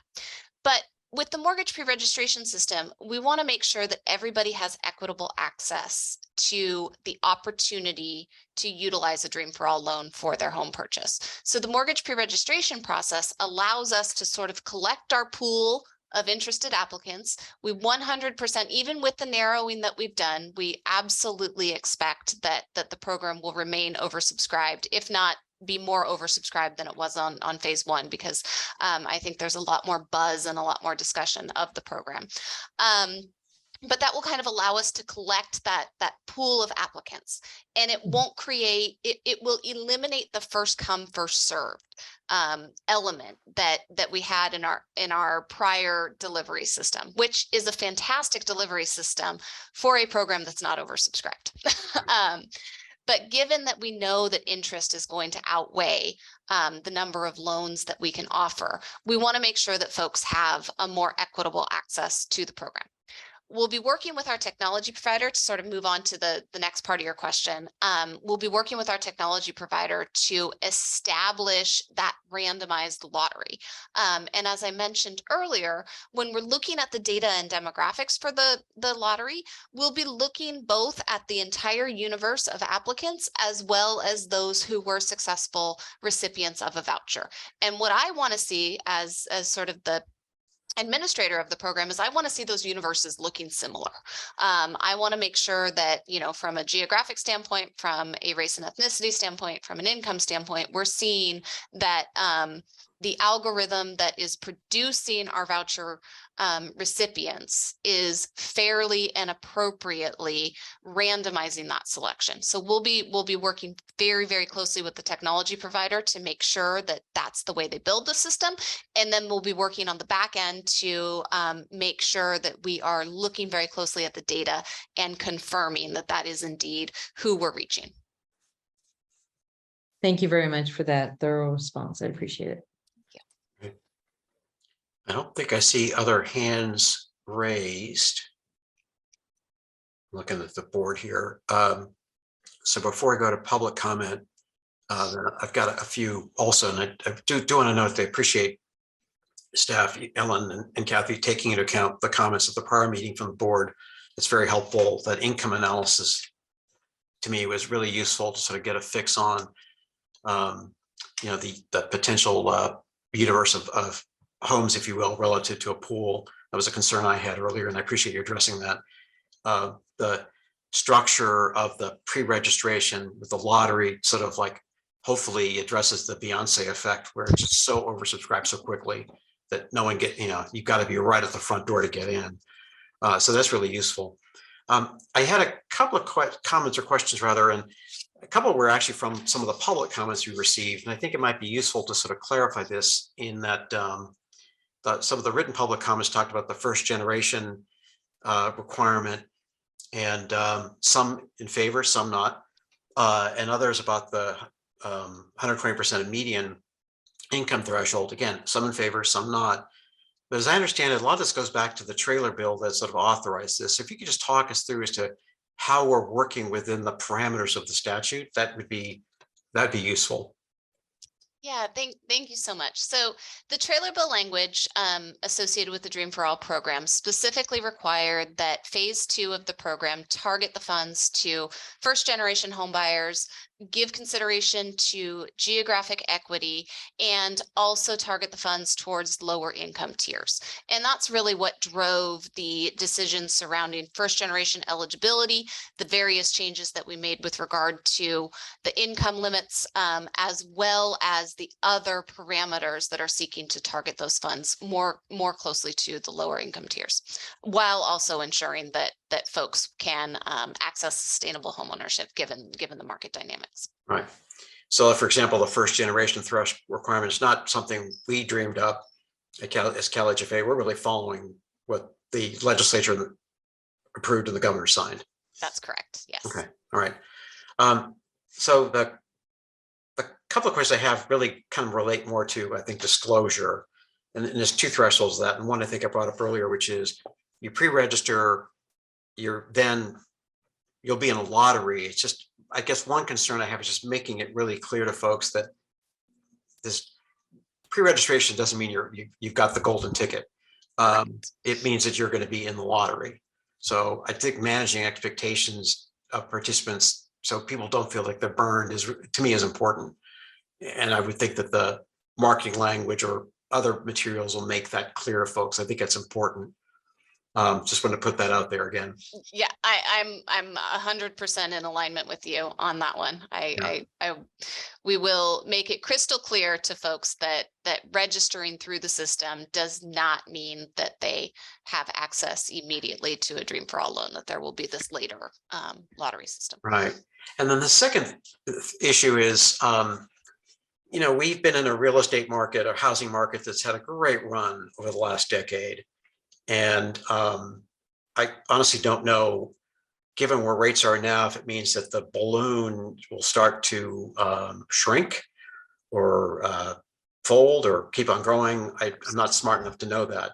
But having bought a house in Los Angeles in 1989 and then watched the real estate downturn of the early 90s to follow, which was pretty substantial, where neighbors lost their homes through short sales because they were overstretched.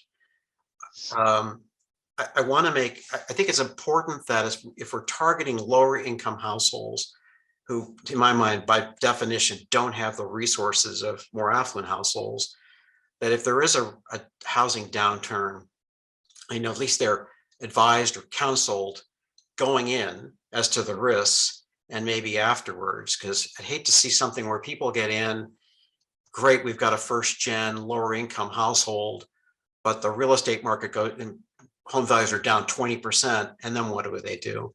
So I think that some sort of like robust disclosure, counseling, some aspect like that I think could be helpful in the going forward for people who actually did get the golden ticket, did buy a home.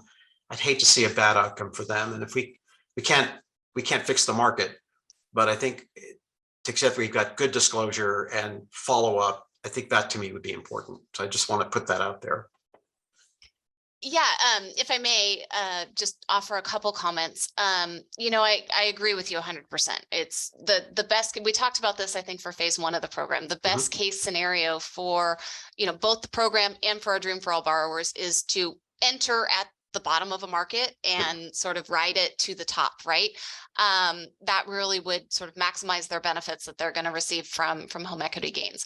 But I think you're right. Home prices are undisputably high. It's logical to anticipate a downturn. Obviously, it's impossible for you or I to sort of predict when we're going to hit that downturn, what the shape of any recovery is going to look like. But we will absolutely be monitoring market conditions carefully. We'll make sure that prospective Dream for All borrowers are fully aware of their rights and responsibilities under a Dream for All loan. And we'll work hard to make sure that our disclosures and our homebuyer education kind of continue to make that point. One thing that we like to tell homebuyers that are looking at a Dream for All loan is sort of, given the vagaries of the real estate market, if you look at, you know, what happened in 2008, I think we saw home values start to take a fall in about 2006, and it wasn't until 2012 that home values hit their all-time low. And then it was another, I think, 5 to 6 years before they reached back at the level that they were before the great financial crisis.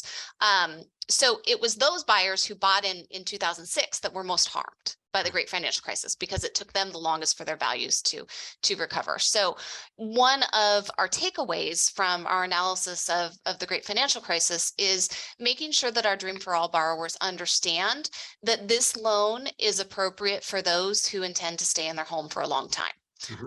If somebody anticipates a very quick turnaround in terms of having to relocate to another state, this may not be the best program for them, because this program is intended to help borrowers get into sustainable home ownership, and those borrowers who can stay in their home, remain in their home for over the long term in order to sort of ride those market cycles, will be best positioned to benefit from the program.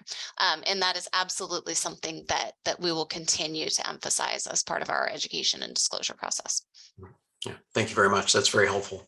And I'll note that house in Los Angeles is now up by a factor of 4 or 5 relative to when we bought it. Right. Too bad we sold.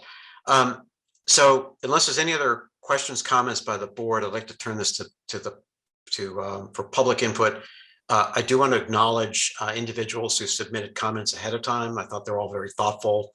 Aaron Aprati, Chase Thiesman, Anton Galug, Colleen Schooley, with apologies if I got to mispronounce your names, but you know, we do take that into account. It's important to get public input. And with that, I'd like to see if there's any individuals online here who would like to provide comment, and we'll ask that you limit it to 2 minutes, but we certainly welcome it. So Melissa, if you could go, that would be great.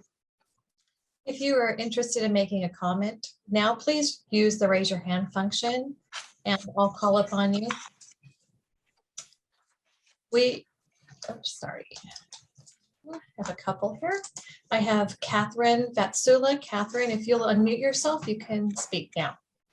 Perfect. Can you hear me? Yes. Oh, awesome. Okay, so great to be on the call. It's been very, very impressive. This is the first time I've ever been on a board call, so really, really love it. I appreciate all the great information. So I'm a loan officer with Loan Depot. I was able to help many customers with the Dream for All program. It was really fantastic. We've done a lot of CalHFA loans, and so we're very familiar with the process. My question is about the registration process. Maybe that's not fine-tuned just yet. Is the client going to get pre-approved with an approved lender, and the lender registers the client? And the second question to that is, I see some of the dialogue was that the certificate was going to be good for a period of 90 days. Does that mean they need to find a home and close within 90 days, or they have 90 days to identify the property? That type of thing. Question.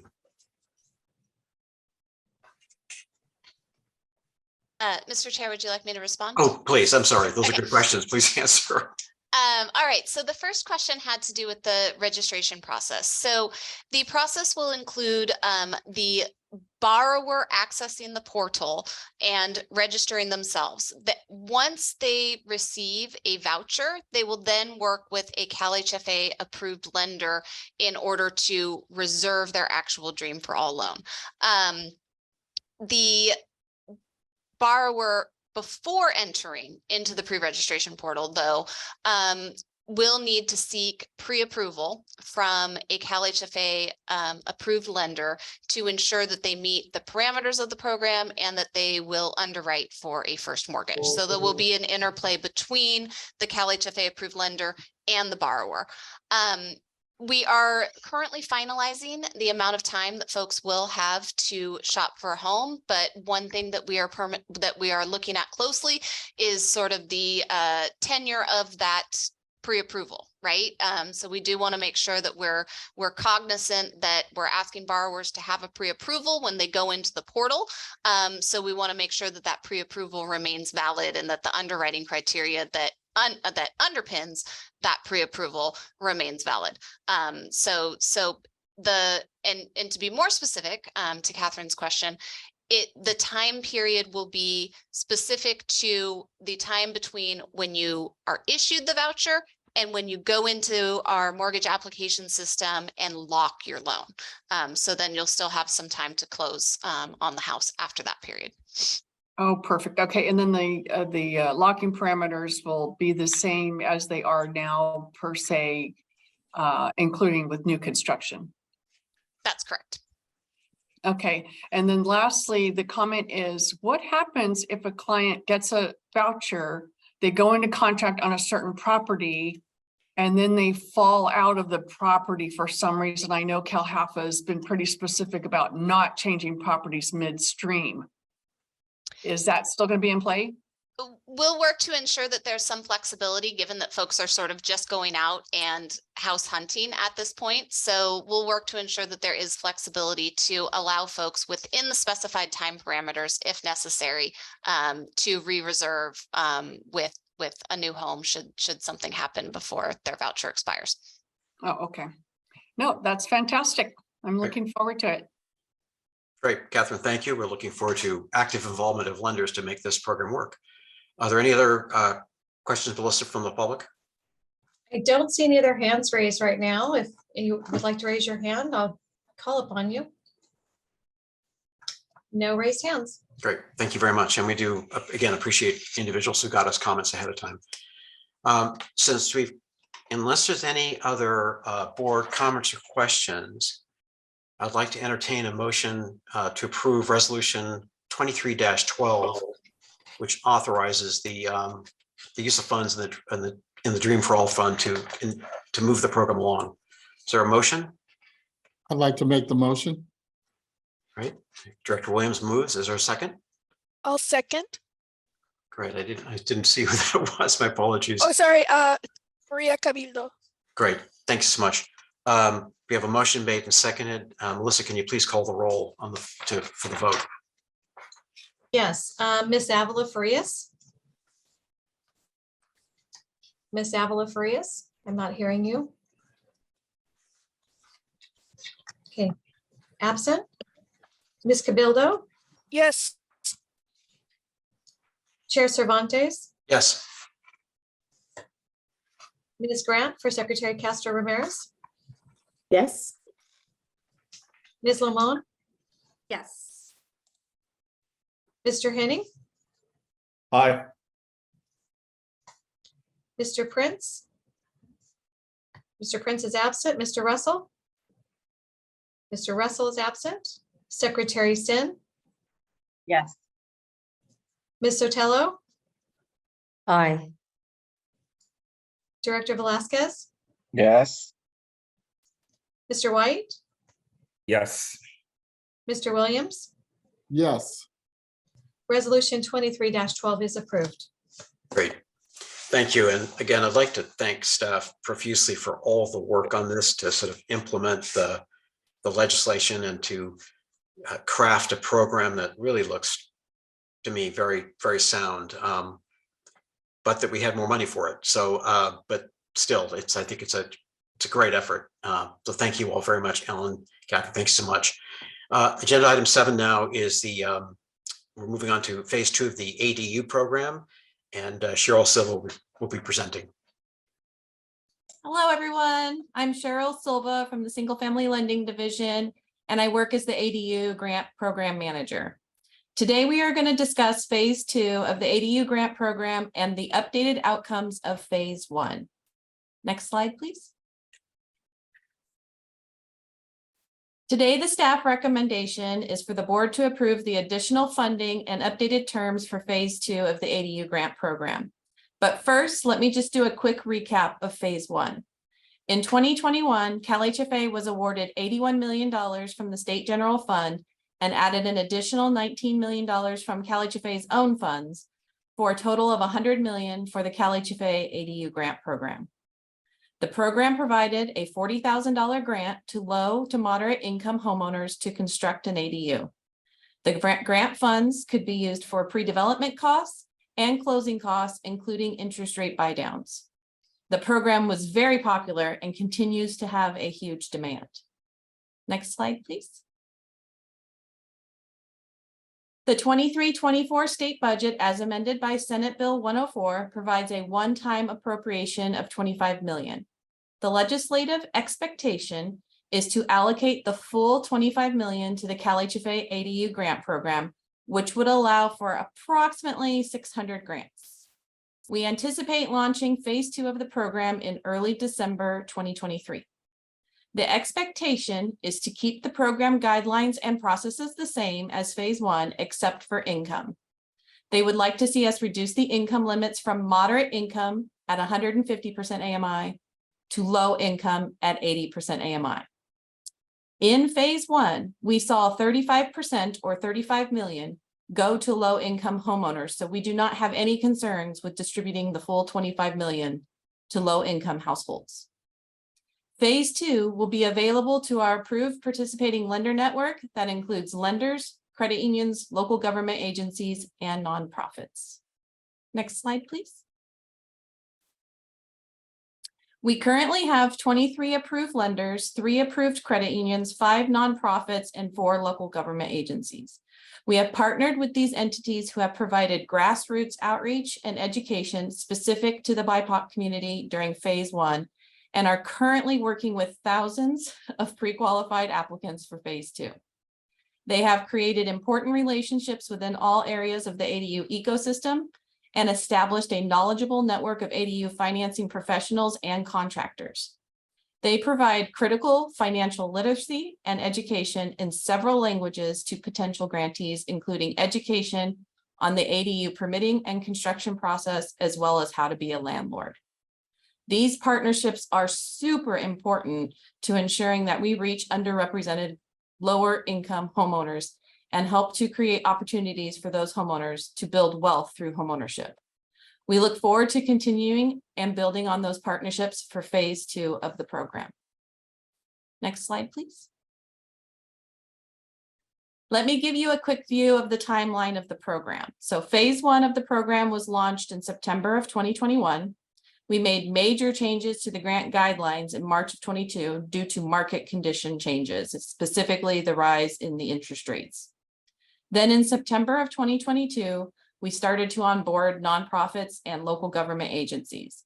This is really when the program became oversubscribed and the $100 million was exhausted by December of 2022.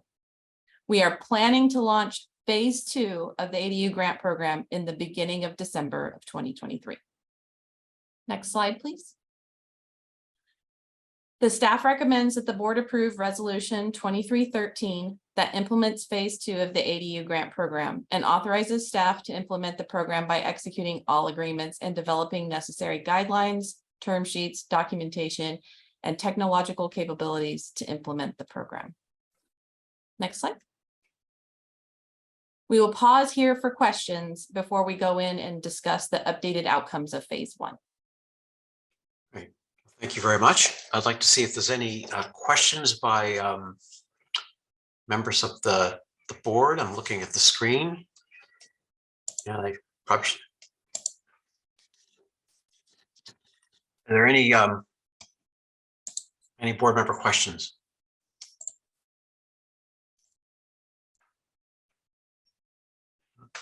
And my apologies for my issues with my own camera. So Zoom. I don't think I see any hands raised. I have one, and this may be touched on in the next part, which is I gather, and this is maybe a separate bill, but we'll do sort of an analysis of the ADU program, phase 1 and 2. I mean, that's something we're required to do, I think, under a bill that went through the Assembly and the Senate. So the idea is to sort of like break it all down, kind of figure out what really worked, how we could do it better. Are there other ways to approach the concept? I guess that'll be something in the works following phase 2. Is that kind of, do I have it summed up right? That's correct, yes. Okay, yeah, okay. I mean, it's this was presented at the National Housing Finance Agency conference. I think it's a really intriguing concept, and I think we're sort of California. We're out there ahead of where many of the states are. So I think it's a great program. If there are ways we can make it even better going forward, that may be something we want to work on in the future. So Cheryl, thank you for that. I don't see any other hands raised. So why don't we move on to the next part? Okay, awesome. We'll go to the next slide, please. So I wanted to take this time to provide you with the updated outcomes of phase 1 of the program and to demonstrate the large impact that this program had on the ADU community. And I think we're still waiting on the slides. There they are. Okay.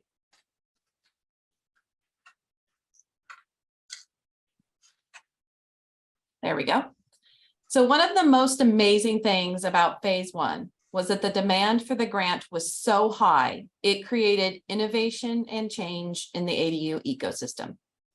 Our nonprofit agencies started offering construction management services, which allowed homeowners to basically use any kind of financing that they wanted to build the ADU. This was a huge game changer. They were no longer required or restricted to the traditional financing options provided by the lending community. The nonprofits also created ADU education to help homeowners prepare for the construction process and teach them how to be a landlord. That shifted most of the demand to the nonprofits. Then the lender in turn, because they want to also get some of this business, created their own changes to win back some of this business. They started offering second mortgage products with escrow construction management services. Those didn't exist before the ADU grant program. And they also started making changes to guidelines, including allowing future rental income to be counted towards qualifying. These services and products were not available before the ADU grant, and it really expanded the opportunity for many homeowners to build an ADU. Next slide, please. Where did we build ADUs? The grants were distributed in much of California, as we did grants in 44 of the 58 counties. 42% of the grants went to socially disadvantaged areas, and 42% of the grants went specifically to LA County, which we struggle sometimes to serve LA County with some of our other programs. The grant performed very well in LA County, but it's because they have a high permit rate and have ADU-friendly permitting process. Our grant performed at the same or higher rate as permits in other regions of the state. For example, the Central Valley only permits 1%, but we did 2% of our grants in that area. Next slide, please. So who did we help? As stated before, 35% of our grants went to low-income borrowers, and 14% of that 35 went to very low-income borrowers, which is under 50% AMI. Over half the grants were distributed to the BIPOC community, and we were very pleased to see that in the Black and African American community, where homeownership rates was 5%, we awarded 9% of our grants. Although we were pleased with these outcomes, there is still much more work to do to increase these numbers. And that is all I have for today. Are there any questions about the outcomes of phase 1? And I'll ask the board to see if there are any comments. Maybe we could take down the screen. Thank you. Looking for hands raised. I do not see any. Okay. With that, then, Melissa, I'd like to open it up to see if there's any public questions or comments. We'll take them in. I'm asking folks to give us, we'll allot 2 minutes and note them down. So Melissa, if you could please see if there's anyone who has a comment from the public, we'd appreciate that. We have a couple of hands raised. Please raise your hand also if you haven't already done so and you'd like to speak. Let's start with Louis Morante. If I apologize if I said your name wrong, you can go ahead and unmute yourself. Louis, are you there? Hey, yeah, thank you. Louis Morante with the Bay Area Council. I'm Vice President of Public Policy and work mostly on housing. I worked extensively with the legislature to protect the $25 million investment in the ADU program, and I'm really excited to see what staff have recommended to you today. Coming with a strong support recommendation for moving forward with this program and for reducing the AMI thresholds to the 80% level. I'm very confident that given the 35% number that staff just presented, with a focus on a low-income tier, CalHFA will be able to achieve full rollout of that money. But if you're somehow not, you can always come back, increase the AMI levels in 6 months, and then expend the money that way. I'm very excited about this program. It serves thousands of Californians very well and is critical to bolstering the ADU industry and to encouraging private investment in ADU lending as well. So really want to thank staff for working with me on this and for recommending a great proposal to you. Thank you very much. Is there another comment? Ryan O'Connell, if you'd like to speak now, please go right ahead. Hey, this is Ryan O'Connell from How To ADU, a community of over 40,000 homeowners in California building ADUs. Strong support for the program as recommended, mirroring what Louis just said. I think the numbers are there, so you'll definitely be able to distribute the money with the means testing, and hopefully that gets us even more support for further incentive programs in the future. And you're always able to raise the means testing limit and get the money out there and get it distributed. So it's a great program. It's true that it has spurred on a lot of innovation in the space. I think the one thing I'll say is, it's always important to communicate these things really clearly. So it's great to hear the plan ahead of time.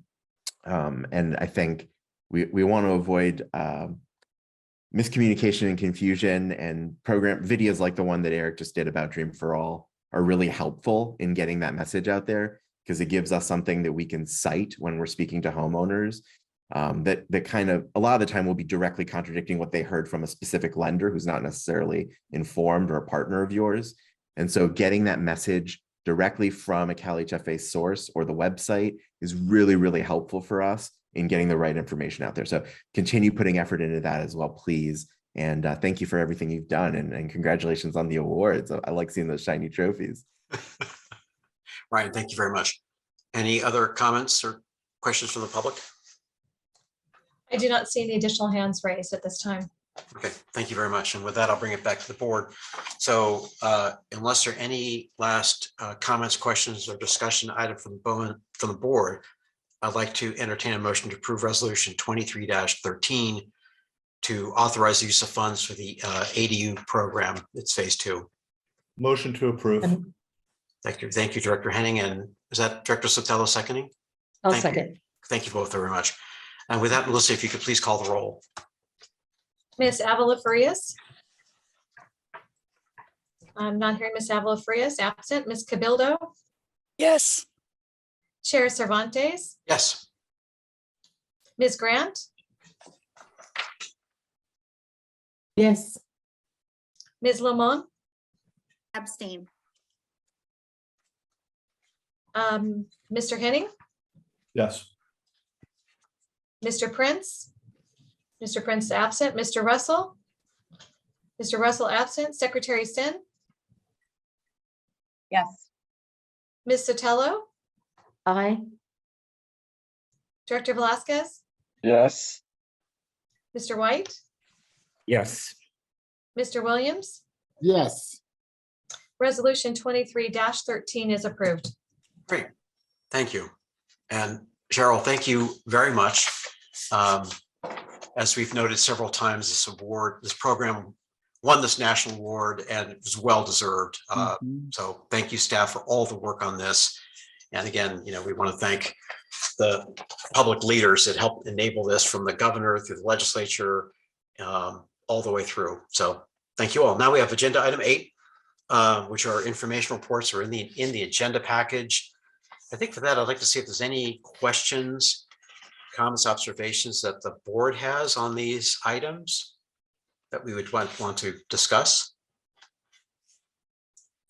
I'm looking for hands raised and I don't see any.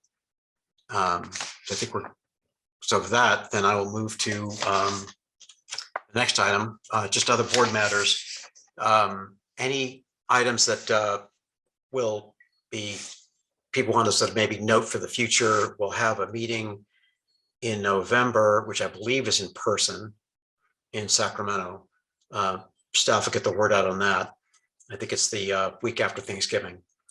And we'll start to see loan approvals coming through at that point. So we'll have a robust set of sessions, I think, coming up ahead. Any items from the board members rather, that you want to flag for the future? And don't see hands raised. Then with that, we have agenda item 10, which are just any public comment on any topic. Again, we're going to ask members of the public to we'll limit that to 2 minutes. And Melissa, if you could take a look and see if there's anyone out there who has a comment to make. I don't see any hands raised, but if you'd like to make a comment now, please use the raise your hand function and we'll call on you. No hands raised this time. Okay, with that, okay. Well, then with that, we are at the last end, which is adjournment. So I don't have a gavel with me, but consider it banged. Thank you all very much for your time, thoughtful comments. Staff, thank you all very much as well.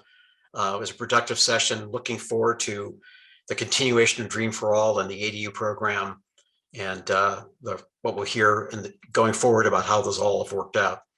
Well done, everyone. We'll see you all at the next board meeting at the end of November. Meeting adjourned.